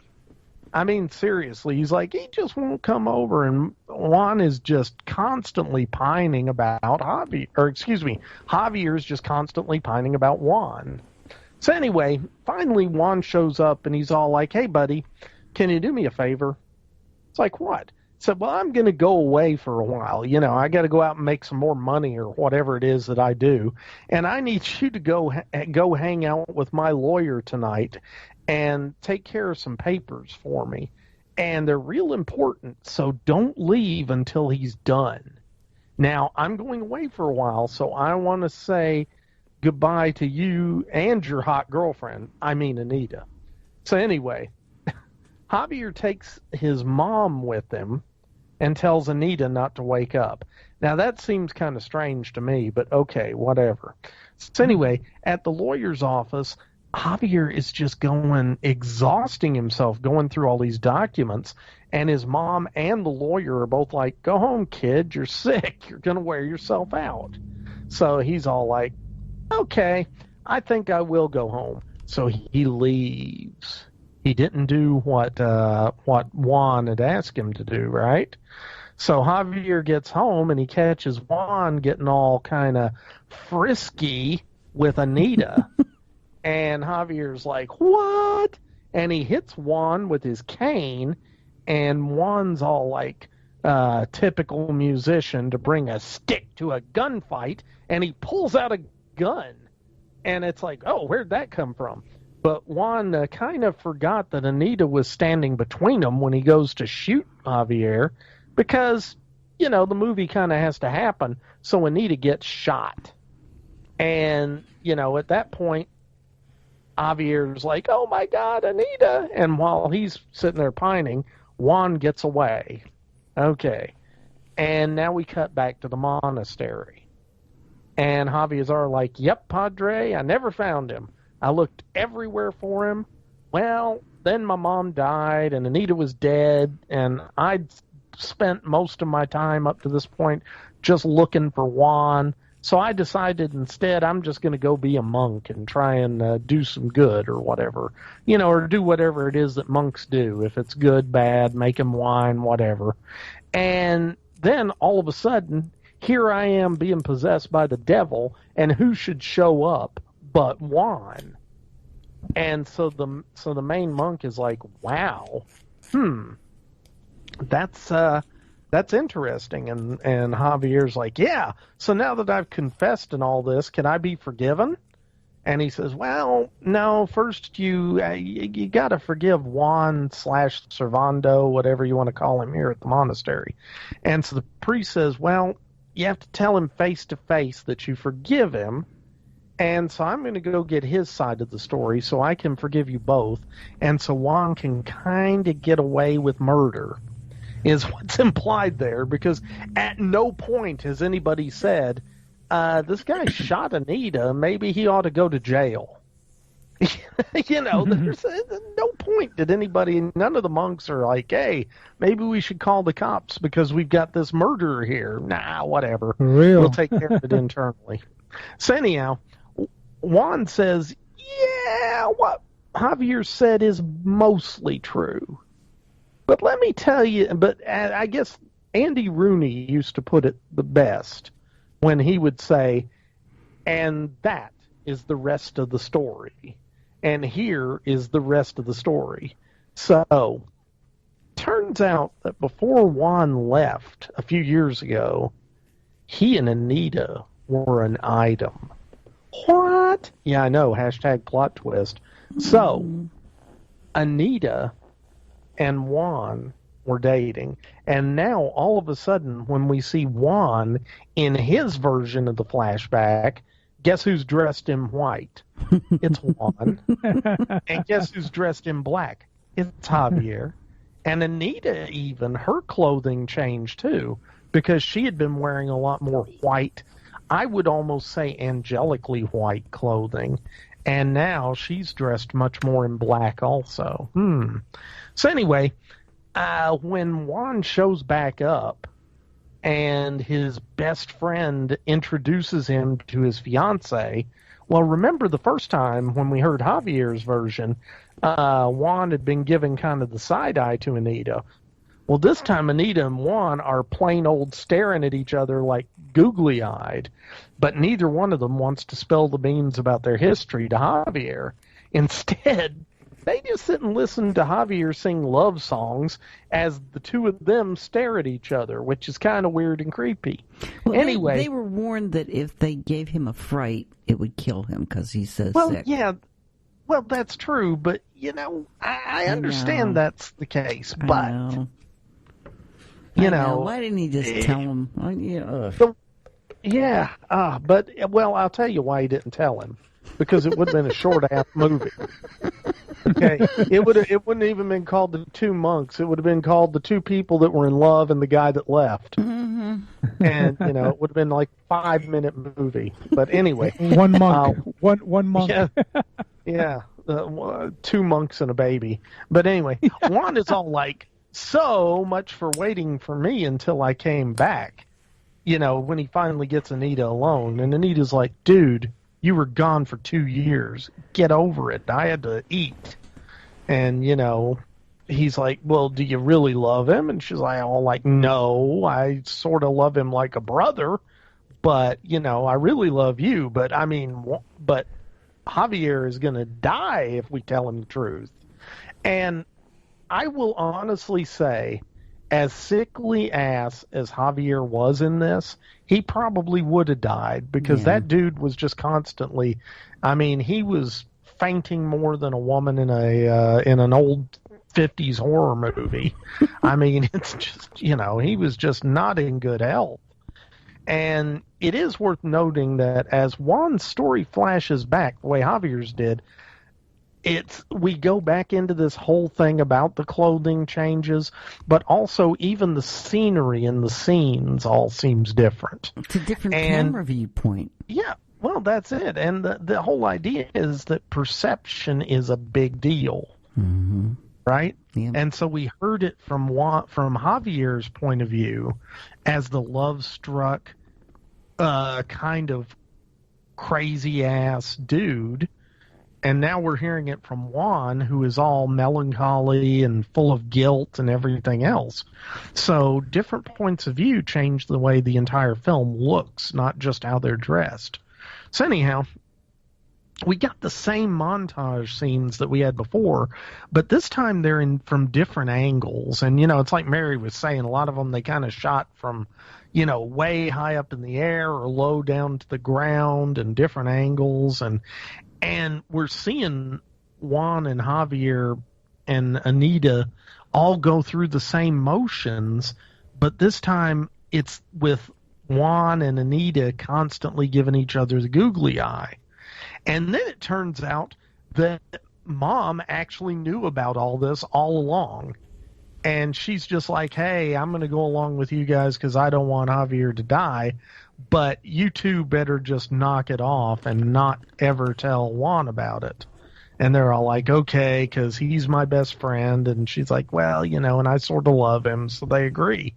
So anyhow, now we cut to when the doctor was there, right? And remember when Javier was recalling it, the doctor had said that he was fine and he was going to live forever, whatever. Now we hear the doctor saying to Javier the same thing. Oh, you're going to be fine. You're going to live to see your kids. But then he turns around to the mom and to Juan and Anita, and he's all like, yeah, this dude's dying. He's done for. One good shock will probably kill him. He's not going to last a year, whatever. And so the two decide that they are, I guess, going to wait until spring after Javier and Anita get married, and then I guess they figure that Javier's going to die at some point, so they'll just, I guess, wait until that, and then they can get together. I don't know, but anyway, the pressure just gets to be too much for Juan, though. He just cannot stand seeing Anita with Javier anymore, so he decides he's going to leave. But before he leaves, he decides, well, I'm going to get Javier to go to the lawyer's office, and this will be my opportunity to have Anita alone so I can say goodbye to her. And Juan shows up, and Anita's all like, if I kiss you, I may leave with you. And he's all like, kiss me. And it's right about that time that Javier shows up. And here's the thing. In Juan's memory, or in Javier's memory, Juan was a bit more aggressive. In this one, Juan is all ready to go to town on him, or Juan is all ready to get beat up by Javier with the walking stick, but Juan pulls his gun, and he's just trying to warn him off, and then he's like, well, I guess I'll just have to shoot him, but then Anita steps in the way. And so it's much more of an accident. And at this point, by the way, both guys have just told the same story.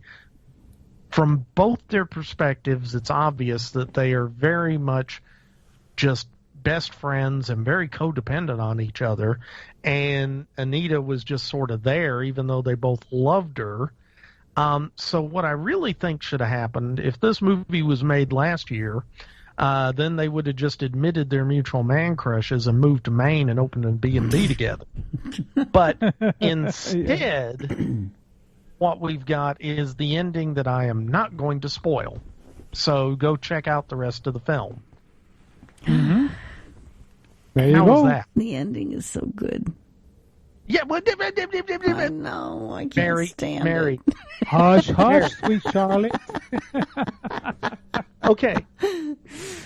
And here's the thing. I usually wing these synopsises a little bit more. This time, because the film was, in Spanish, because I didn't find a lot of stuff to help me with, cues on this, that, and the other, I actually wrote up 4.5 pages of notes about what happened. Oh my God. Yeah, and so I've basically just been reading you my notes, and then when Juan was like, "Hey, don't give away the ending," so I'm here with my notes highlighting. Okay, I got to stop at this point. You were going to spoil it, right, Nick? Yeah. So spoiler alert, but no spoilers other than all the spoilers that Mary has dropped. Sorry. Yeah. Well, you're sorry, not sorry, Mary. You ended up spoiling the black and white outfits, after all. Mm-hmm. Yeah, Mary, you spoiled that at the beginning. I know. So I didn't spoil it. You already spoiled it. I thought I was just being dense and didn't catch it, because it took me a while to, figure that one out. Hey, what did you guys think of the use of defining shadows? Juan's, not Juan, but Javier's interpretation of the shadow movements across the house there. Watching, looking back and forth, and the shadows coming in, going out, and even Juan going close to Anita and hugging her, or all that. The shadow movements were pretty cool. Oh yeah, the camera. Oh yeah, the use of shadowing was amazing in this. Mm-hmm. I mean, honestly, the film exhibited a lot of filmmaking techniques that I really didn't think had been fully developed at that point, and I think this was pioneering in a lot of ways for some of that. Oh yeah. Mm-hmm. So it was definitely pioneering for Mexican cinema, as you said, Juan. I mean, this is kind of the the director's kind of the grandfather of not just Mexican horror, but a lot of Mexican cinema, I feel like. Yeah.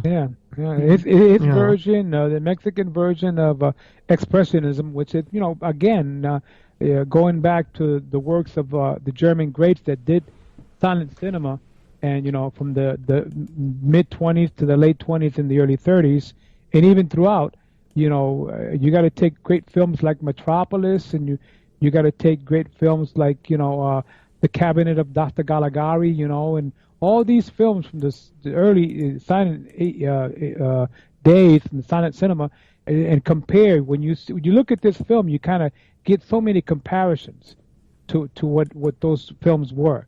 If you've seen these movies. One of my, I have to give a take on basically the setting of the film. To me, looked a little bit kind of Victorian. Because, I mean, if you look at the costumes and, the dresses, and you look at the, like Nick said, the leprechaun hats or the top cane hats that they wore, and the capes, they wore these capes and long coats and stuff like that. And so it kind of like tended you to say, well, it's got the Victorian era touch somewhat, With the Mexican twist. With the Mexican twist, exactly right. And leprechaun hats. And leprechaun hats. I thought of those as pilgrims. Yeah, whatever. They were leprechauns. But I got to say that the outfits the monks wore in the monastery were very. I mean, it's typical of actual real monks in Mexico back. I'm talking about maybe during that time period or earlier, the 40s and 50s, when these monasteries were active in Mexico, and they were run by the monks were like the I don't know, maybe the Tibetan version of Tibetan monks. How they had the temples and stuff like that. So you got Mexican monasteries with Mexican monks that governed them and ruled them. They were the ones that maintained them, and they were the ones that were there because it was like their convent, their churches. It was their church, their sacred holy place. You see what I'm saying? So if you look at you look at their outfits, and it's like, wait a minute, we can't see these guys. They look like they're dressing very satanically in black, and you get their robes covering the hoods covering their face. They're dark. You can't see their faces and things like that. You tend to say, wow, how dark can this be? That's what I loved about the cinematography in this. Mm-hmm. The shadows and the darkness, and I mean, even when they did a close-up of somebody's face, the face wasn't in the center of the screen. It was off to the right or the left, or figures were way down at the bottom. It was just beautiful. And I got to say, their movement in the monastery was grandeur. I have to say that. Because if you look at when they moved, they went from one area to another area. I'm not going to say one room to another room because, you could see like how tall that monastery was. I mean, how big the cathedral, because you could see they look like real small. They're fading down the camera, and you could kind of look up, and then you see they're walking from one area to the other area, and as they're walking, like normally monks walk in little groups with their faces down, the hoods covering their face. You can't see them, chanting or whatever. It's like, wow. That's what the creepiness of the film was all about, guys, Mm-hmm. It was good. So again, I 2 thumbs up and kudos for this film. I'm giving it a 5-star, in my case, for early Mexican horror cinematography and cinema direction by Juan Bustillo Oro, it's a great guy. Mm-hmm. I loved it. It was good stuff. Mm-hmm. All right, so I think we beat this film to death. Mary, you got any feedback? Oh, yeah, we got lots and lots of feedback. We do? Yeah, we do. Yay, feedback. I know. Let's see. Our first bit of feedback is... Okay, let me get this organized now. I got to do this right. This first one is from Stan Ward, and it is... Okay, he's the now former mailman from the creepy hills north of Doylestown, PA. And congratulations on your retirement, Stan. Newly retired down in Florida, having fun. Let's see. This is from Stan. Hi, Mary, Nick, and the B-Movie family. This is Stan here from the creepy hills north of Doylestown. Just wanted to drop you guys a line to tell you that I just listened to episode 464 of the B-Movie Cast, Black Sunday. It was wonderful. Having Martine Beswick must have been a real thrill for you guys. Definitely. It was a great episode. And I tell you, Mark Mauston, I mean, he can carry anything that he does. He just has so many great stories. I know. Martine Beswick, just as an aside, was in an episode, I think, in Night Gallery, where she played the wife of, believe it or not, Jack Cassidy, David Cassidy's father. I won't go any further, but it's an episode worth checking out in Night Gallery. Guys, I understand what you're saying about Xanadu, but I got to defend Mary here. Yay! If you were a young adult during the time of disco, you either liked it or you didn't, and I didn't, and it doesn't sound like Mary did either. Disco was something that it was the bane of rock and rollers. And it got to the point where in the late 70s, I think they had some kind of thing in Cleveland where they asked everybody to bring their vinyl records of disco, and they were going to blow them up in the stadium, and it was a big deal, and you either liked it or you didn't. Another movie from that time, which just was kind of ruined by the disco element of it, even though it wasn't disco, was Sgt. Pepper's Lonely Hearts Club Band, which was with the Bee Gees and Peter Frampton. Poor Peter Frampton. Anyway, my snow story. I got a snow story from when I was a mailman. As you know, the mail must go through no matter what, and this was back in the old days of the B-Movie Cast, and we had a snowstorm here in Pennsylvania, and it was one of those overnight snowstorms, and I knew I had to get into work. So I got up at like 4 in the morning to shovel my driveway out so I could get my car out and get to work so I could get everybody's bills to them. And so I'm listening to the B-Movie Cast with my earphones on and shoveling snow, and it is total dark, total quiet, other than what I'm hearing in my ears. And I get down to the bottom of the driveway, and I'm shoveling it out, and they had already plowed. And you know how it is when you plow, you get plowed in, it's heavier snow. I get about 80% dug out, and I'm listening to the episode with Blackula. So it's like on my mind. And I'm shoveling, and I got my head down, And all of a sudden, I see this yellow light reflecting in the snow in front of me, and it was a PennDOT, Pennsylvania Department of Transportation, snowplow coming down my street. I didn't realize it. And before I know it, he plows me right back in. All that snow, all that shoveling for nothing. And immediately as he passed me, I yelled at the top of my lungs, "Blackula!"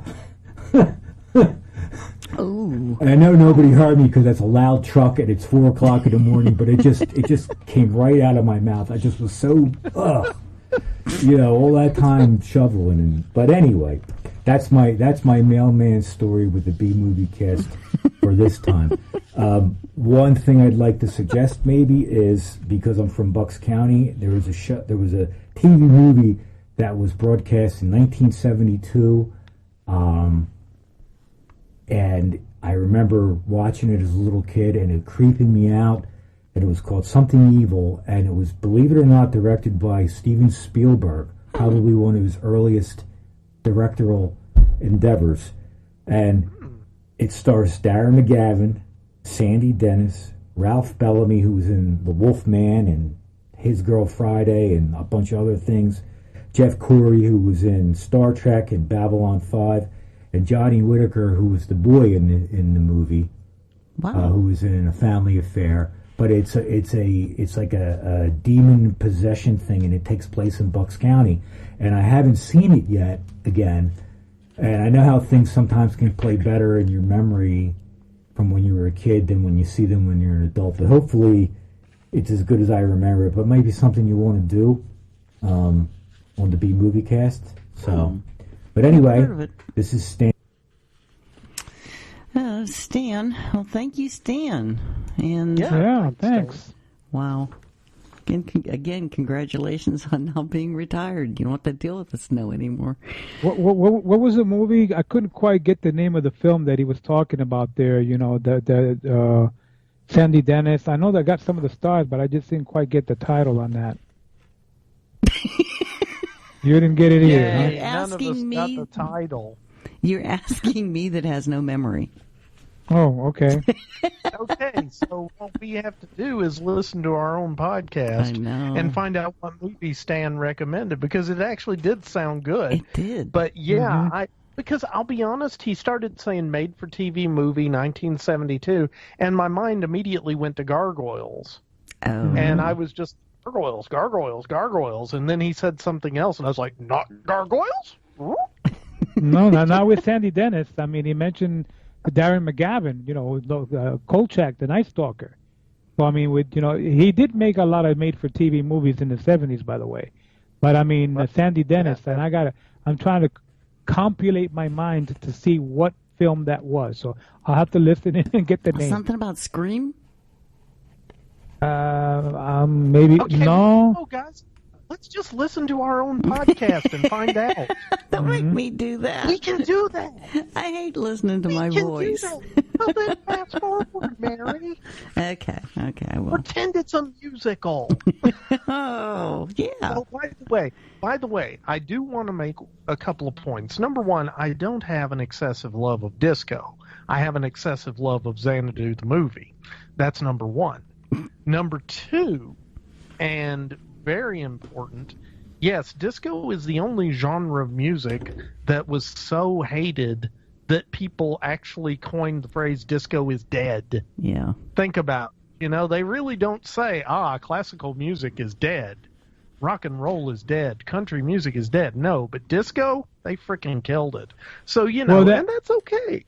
That's okay. That phrase you're talking about there, Nick, disco is dead, was actually a very catchy phrase that what he actually said is true, because I was there in 1979 in Chicago. I was living in Chicago, and when Steve Dahl, who was a local radio DJ for a radio station in Chicago, it was a rock and roll station, and he made an offer, and he says, well, for one of the White Sox games, when they have at the Chicago White Sox Park, not the Cubs, but the White Sox Park over on, I think it was 56 off of the Express there, that the one particular game that, he would pay, I don't know what it was that he was going to offer, like 50 cents for every record that the fans brought into the stadium, disco records. So in the middle of the game and towards the end of the game, all the fans would throw those records into a large, like a wagon or a container, one of those dumpsters, throw it in there, and they would set fire to the whole dumpster with the records in there. And that's what exactly happened, that it actually became a riot. The police came, it was involved, the game, I mean, that's news. It kind of like a piece of history cult for that. And Steve Dow took all the credit for that disco rally, the record burning rally at the Chicago White Sox Park. So everything he mentions is actually did happen, and it's a piece of history in Chicago for 1979. so much for Disco Duck, right, guys? Yeah. Well, that whole disco thing was really hard to take when you were you're a rock and roll, sex, drugs, rock and roll, Woodstock kind of person, and all of a sudden you're wearing 10-inch platforms and nylon clothes and polyester shirts. Yeah, polyester shirts, and it's like, whoa, so that's probably where my hatred of it comes from. I tell you what, Travolta loved it though. He loved it. Yeah, hey, made him a lot of money. Yeah. His next one is from Nicholas Stumpf. It says, "Hello, hope you are doing well. I enjoyed the Rasputin the Mad Monk episode. Contest images for Death Race 2000 from 75. Hope you're off to a good start in 2021. The only good part is I have both of my vaccines done. Other than that..." Oh, boy. Yeah. This next one's from Mike Shidurlo. I said it right that time. This week's image is from Death Race 2000 from 1975. It was actually the first movie I saw in a theater with my dad. I was 5 years old. Different times. Oh, wow. Aw. Hashtag irresponsible dad. Oh, my God. Taking your kid to see Death Race 2000? It's different times. Different times, I know. 5-year-old. And he probably gave him cigarettes while they were watching it. Smoke them if you got them. Oh, okay. All right. No, but seriously though, it is cool that he got to see it with his dad. Yeah. It's also kind of horrifying, but still cool. Yes, true. Okay, our next voicemail is from Paul Minturn, who is now also officially retired. He's a mailman from Rochester, New York. Oh, yes. Wow. And congratulations on your retirement, Paul. Paul. Congratulations, Paul. I know. Retirement's going around, man. I know. Big time. Hey, if you're bored, I have a million fix-it jobs down here where it's warm. Hint, hint. Wow. Yeah. Okay, this is Paul. Hey, Movie Cast gang. Paul the Mailman here. Actually, that's not quite right. It's Paul the Ex-Mailman. Because last Thursday I handed in my mailbag and I am in the process of retiring from the USPS.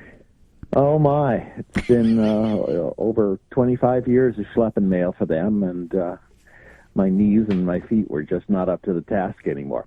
Anyways, I'll be having a heck of a lot more time to sit around and watch crappy movies and listen to podcasts now. And maybe even call in a little bit more often. Yay! Anyway, about Rasputin the Mad Monk, great movie. Rewatched it and listened to the very long podcast with Matt Kowalski. Perfect guy to have on the show to talk about all things Russian and Soviet. I really enjoy listening to Matt talk about that type of thing. Back in the day when I was in junior high school, I had to do a report on the Russian Revolution in front of the whole class. Wow. I think I got a B on it, which was really quite a feat because the teacher was this really old woman who was like, she didn't have to teach history. She had lived through history. I think she was like George Washington's wet nurse or something like that.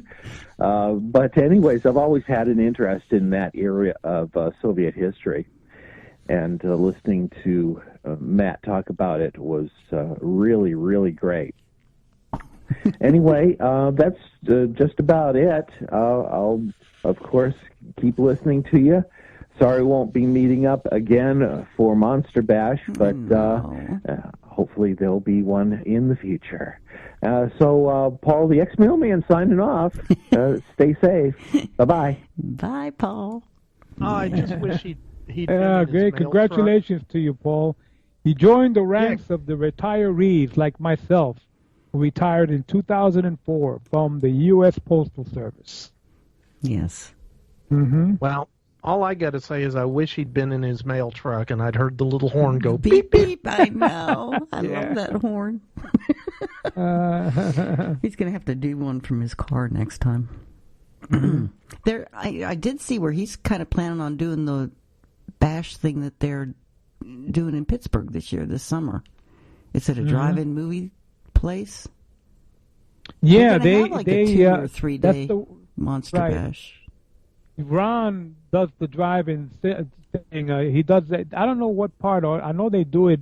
It's like a 2-day event, Friday, Saturday event. Yeah. They show monster movies 24/7. You know, I think from 8 o'clock at night till 3 or 4 in the morning, and then in the concession stand, he's set up with the creepy classics, and they've got all the monster movies, and it's a fair that even Daryl, he's getting ready to do a drive-in event similar to that. They still have a lot of local drive-ins in Pennsylvania that are still very active as far as showing the monster movies and doing the Monster Mania drive-in things on the weekend. It's very, very, it's a cult status, and it's still very active in Pennsylvania to this day. People still go to these drive-ins to follow through what was a craze back in the 50s, Yeah. Yep. So I know he's planning on going to that one. Mm-hmm. I saw it on Facebook. Let's see. This next one is from Andrew Gwynn. It says, the image of Mary... Say her name for me. Woronov from Death Race. Woronov. Okay, Death Race from the year 1975. By the way, The Secret of the Incas was a great gem. I never heard of anything this early with Heston outside B-movie westerns. If you're looking for a contemporary B flick, you should check out Stephen Kostansky's new horror sci-fi action comedy, Psycho Gorman. Goreman. Never heard of that one. I've seen it. Oh. And how I would describe it is it's the Power Rangers meets Sam Raimi's Evil Dead. Okay? It is a very interesting film to watch. I don't know that I would recommend it. But I also know that I would recommend watching it just because it's so interesting to watch. Wow. I know that is the weirdest thing I've ever said about a movie. Yeah. But essentially watch it because it's worth watching, but you probably won't want to watch it twice. Okay. Where'd you see it? I saw it on Amazon. We rented it. But okay. But it's on streaming services right now because nothing is going to theaters. Yeah. I just heard where they're going to open them up. End of this month, maybe? Yeah, but what's going to be in them? I don't know. That's the people thing. are going to be so excited to just go. Well, and that's it. I mean, I want to go. I mean, I've gone to a couple of...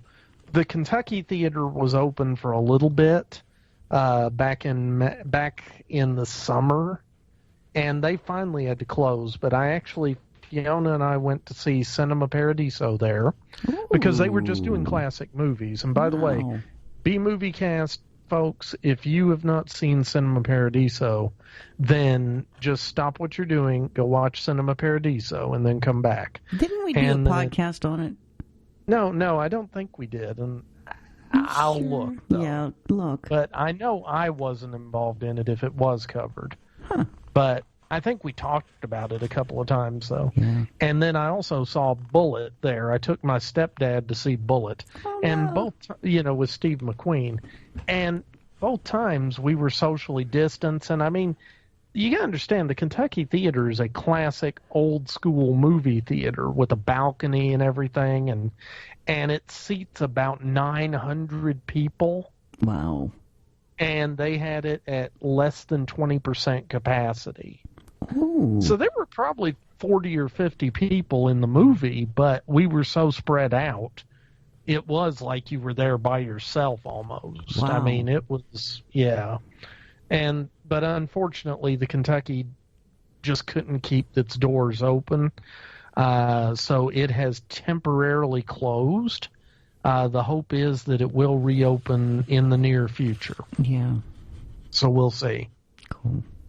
You know, anyway, as far as what he also mentioned about the film, The Secret of the Incas, which is, I tell you what, that's a very good film. Yeah. I mean, and it's an adventure film, and you know, Charleston Heston. This film was shot in '54, but this is basically the film is often credited as the inspiration for Raiders of the Lost Ark, basically because of the side-by-side comparison. Yeah, we just did that whole thing on the podcast that we did on it with Eric. Eric?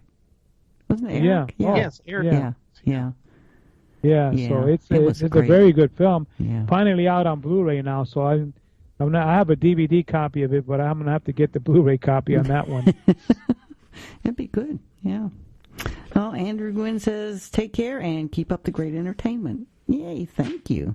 Awesome. Yeah. This next one's from Kurt Fukada. It says, greetings. The contest photo is from the wacky Death Race 2000, which came out in 1975. I saw the film at the theater on a double bill with Rebel Rousers, starring Cameron Mitchell, Jack Nicholson, Diane Ladd, and Bruce Dern. What a crazy pairing. Not sure why the distributor decided to team up the 1970 motorcycle gang Rebel Rousers with a futuristic satire, but oh well. He says, I remember being surprised when the Death Race 2000 titles appeared on the big screen. The pencil drawings looked so cheap. Thankfully, the goofiness of the movie more than made up for the chintzy-looking titles. Wishing you, Nick, and Juan all the best. Sincerely, Kurt. All right. Yeah, Great. and I got to say, you know, I do, and part of the reason I threw Death Race up there as the movie is because I was rewatching it recently with my stepdad because he'd never seen it. And I got to say, that movie is better than it should be. Wow. I don't remember. I mean, It's been so long. It's one of Corman's best movies from the 70s, I have to say. Huh. And I mean, seriously, the more and I've gone back and rewatched a lot of stuff recently, and I do have to say that one is probably one that I didn't realize just how good it was till I really, really watched it. So, but that's just me. I mean, let's put it this way. I'm feeling the urge to revisit it, even though we did it on the podcast like 10 years ago. That's what I was going to say. I barely remember it. Yeah, I looked, it was pre-episode 100, I think, that we did it. Wow. Yeah, so it's been a while. So, it may be worth a revisit. I don't know. Cool. Okay. Because we don't have enough stuff to do. Really. Yeah, we don't. This next one's from Doug Perini. Says, Mary Woronov as Calamity Jane in Death Race 2000, 1975. Almost as much fun as Hot Rods to Hell, which I hope you guys cover someday. Doug. Hot Rods to Hell? I think I'd have to check that one out. I haven't seen it. Okay, this next one is a voicemail from Blake McCurdy.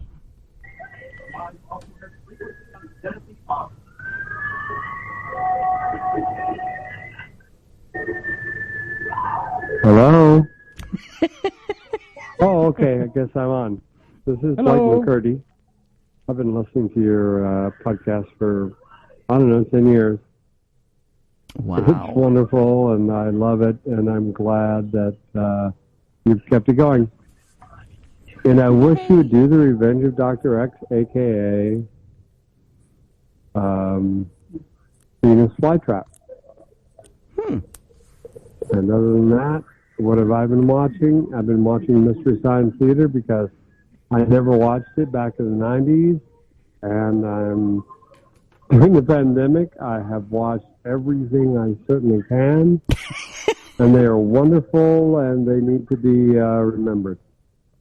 Comment on them. And Mary, I love you, Mary. You're wonderful. Thank you, Blake. I Take care. totally agree with him. You guys are great. Bye. Bye, Blake. Aw, long-time listener from sunny California. How about that? All huh? right. Yeah. Well, thank you for finally sending something in. It's good hearing voices that I've never heard before. Yeah, it's pretty Yes. cool. Yeah. Mm-hmm. Okay, this next one is from Marlo Brown. Says, "Hi, Mary and Nick and the gang. I believe the photos from the classic Death Race 2000 1975 with David Carradine and a very young Sly Stallone. I remember he was in that. Huh. The Rasputin episode was epic.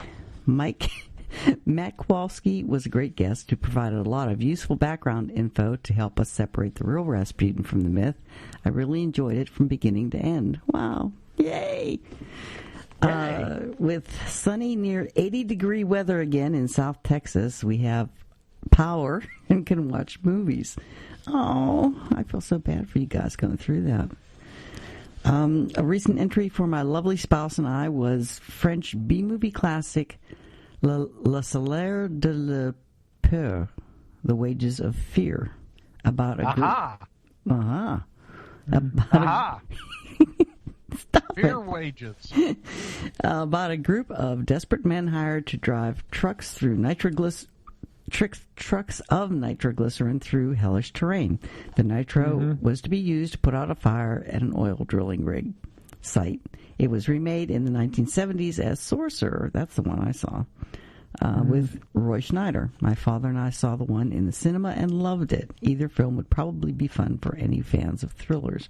Now I want to see Wages of Fear. Huh.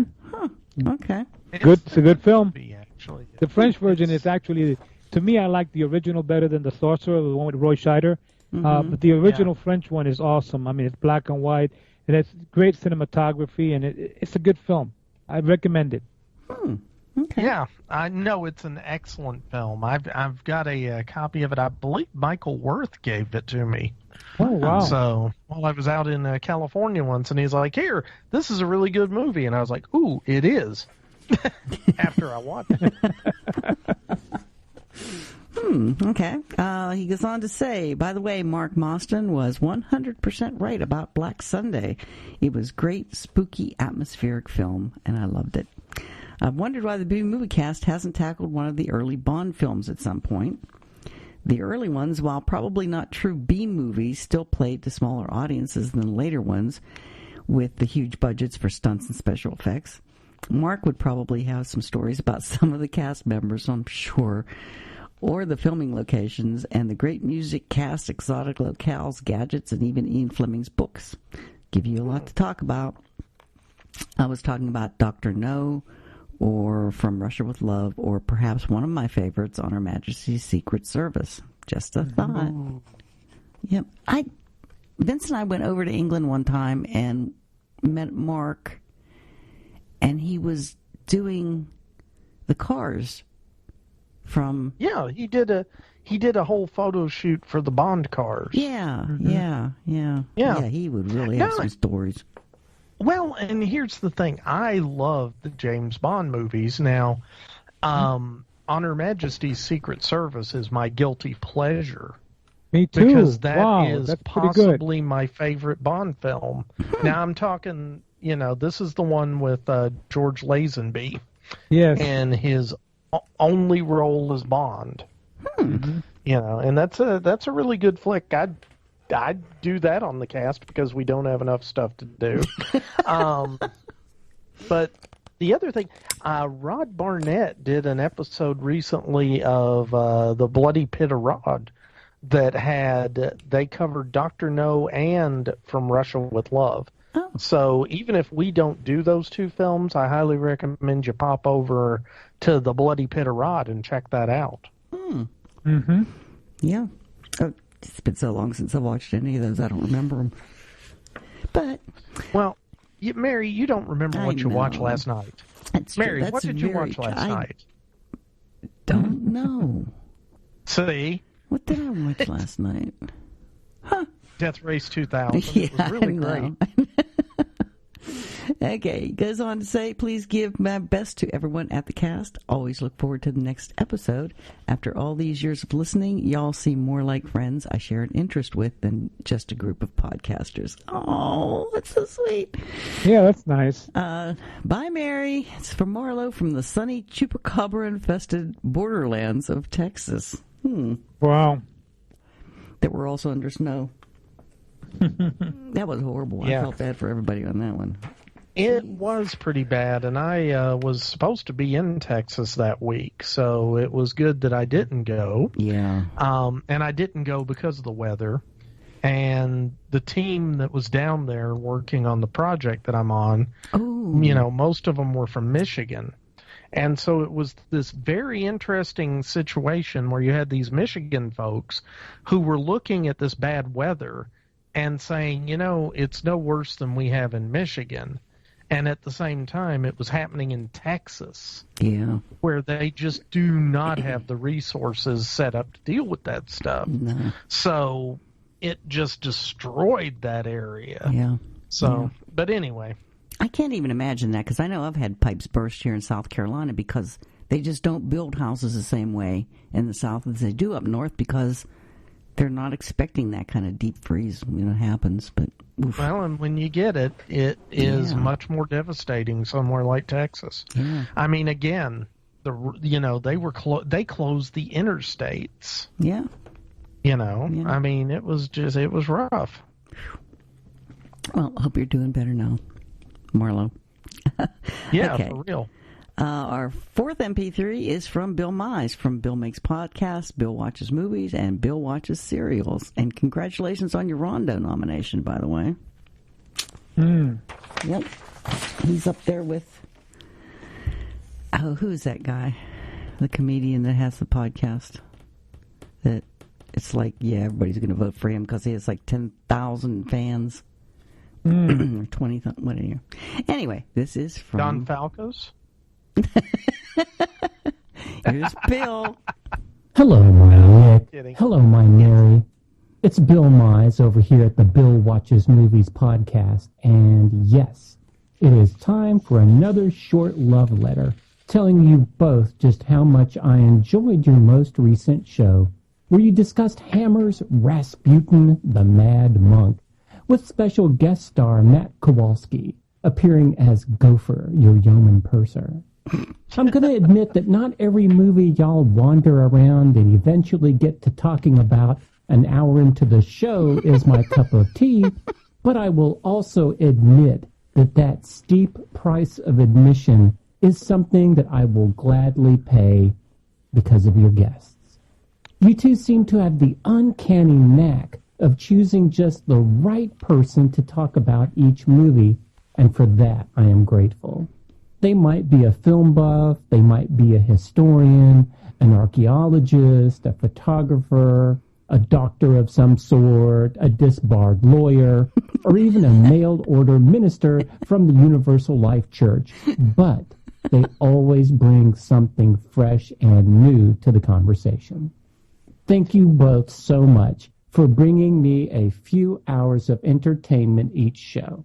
It would also be rude of me not to also thank you for your kind words and constant support of my own little show, and that is greatly appreciated. Also, congratulations on your recent Rondo Award nomination. It is well deserved. I'll talk to you soon, and hopefully see both you miscreants at the next Monster Bash, because Mary owes me drinks. Y'all take care. See you later. Oh, man. He's not going to forget that, is he? Nope. Oh, well. Next one's in the fall, right? I think October, maybe. Okay. I'm not sure if I'll make it. Supposedly, if October can happen, I think he's gonna try to get the October, and that's gonna probably make up for the June. So a lot of people will definitely be going to, if he has it, if it's going to be allowed and the hotel allows it, then depending on the situation. Yeah. Then most of the people that do go to the June show, the summer show, they'll pack in for the October then, because I mean it'll be then 2.5 years with not doing a show almost, you know. Yeah. I think there's an outage in the fall. I'll probably be working. That anyway. I know. I might just totally retire from the business instead of going back every 2.5 years or 2 years. Yeah.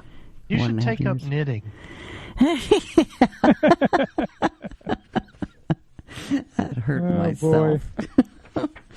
Okay, and then let's see. This last piece of feedback is from Gary Jennyjohn from Germany. Says, "Hi Mary, please forward my thanks to Patrick Keller for sending me the Blu-ray of Hulk. A pity I don't have a Blu-ray player and can't watch it, but I have seen the film."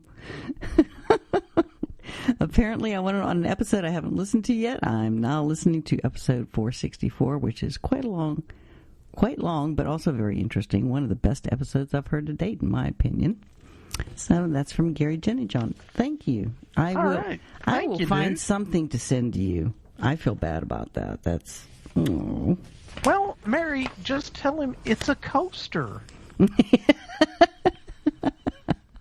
I'm just saying, it is a fancy coaster. Yeah, that's about all you can use them for. Fancy coaster, terrible mirror, all sorts of uses. Sharpen the edges, it's a deadly weapon. Maybe I'll send him one of your books. I'm just saying. Yeah, you should buy one and send it to him.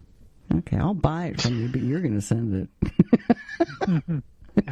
You buy it, I'll send it. What's that noise? Wait a minute, I'm getting the cash register out.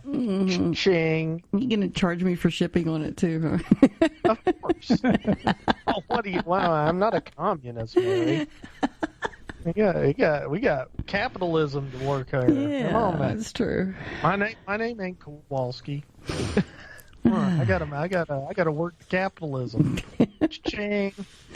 Okay, we have one more voicemail from J.M. Casey in Toronto. I think I'm going to hold it off until our next podcast, because what's our next podcast? Xanadu? Yeah. Ooh. Go ahead, Mary. Say it. So it's a 26-minute long voicemail, so I'm going to hold off because this is already a long podcast. So, but thank you for sending it, and we will play it next time on the infamous Xanadu podcast. Oh. Okay, that's it for the day. I still haven't watched the movie. Great calls there, some great voicemails and some emails there. Appreciate all the listeners for doing that. We really need to, get all the listeners to call and give us the feedback, and definitely give us the vote for the Rondo Award. We really appreciate that. Yeah. We thank you all, listeners. Yes. Yes, thank you. Wouldn't be the B Movie Cast without you. Mm-hmm. So I guess that's it for the day. All right. Well, and wish you all the best and stay safe. Please. Yeah. We will. You do the same, and you guys, Nick, Mary, I think that twist has already gone by you already, right? Yeah, it must have, because I don't hear the wind anymore, so I think the twister must have missed my house. I'm under a tornado watch right now. That's why. Oh boy. I was waiting for all the equipment to go flying out the top of the house, but that didn't happen. Thank you. Mm-hmm. Oh well. Yeah. We'll try again next time. Oh, thanks. Okay, well. All right. Well, thanks, guys. Yep. Well, thank you so much for the podcast. Thank you all the listeners for listening and tuning in, and keep us in mind for the next podcast coming up soon. Okay, It's going to be a great one. Yes. Okay. Well, bye, guys. All right. Okay. Bye. Adios, Mafia. Well, they've gone. For good, John? No, just for now. It wasn't the right time for us to meet. But there'll be other nights, other stars for us to watch. They'll be back.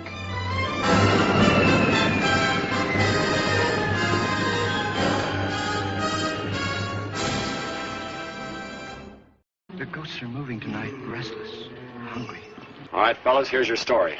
Greetings, my friend. We are all interested in the future, for that is where you and I are going to spend the rest of our lives. And we cannot keep this a secret any longer. Wait, Captain. I have found evidence of intelligent beings on this planet. Look to the skies, it's the B-Movie Cookbook. Menus inspired by 15 of your favorite B-movies from the 1950s, with teenage werewolves, blobs, and enough cheese for everyone. When we return to our planet, the High Court may well sentence you to torture. But until then, we've got Ed Wood and Vincent Price. There'll be food and drink and ghosts, and perhaps even a few murders. You're all invited. So impress your friends with dinner and a movie with the B-Movie Cookbook. We've got you covered. Get your copy today at bmoviecookbook.com. That's bmoviecookbook.com. Let me see that book. I am interested to see what sways your mind so heavily. Sure thing, just visit bmoviecookbook.com. Anybody around here want some coffee?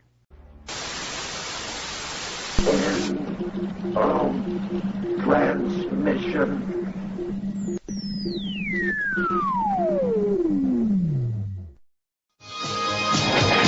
The good guys always win, even in the 80s.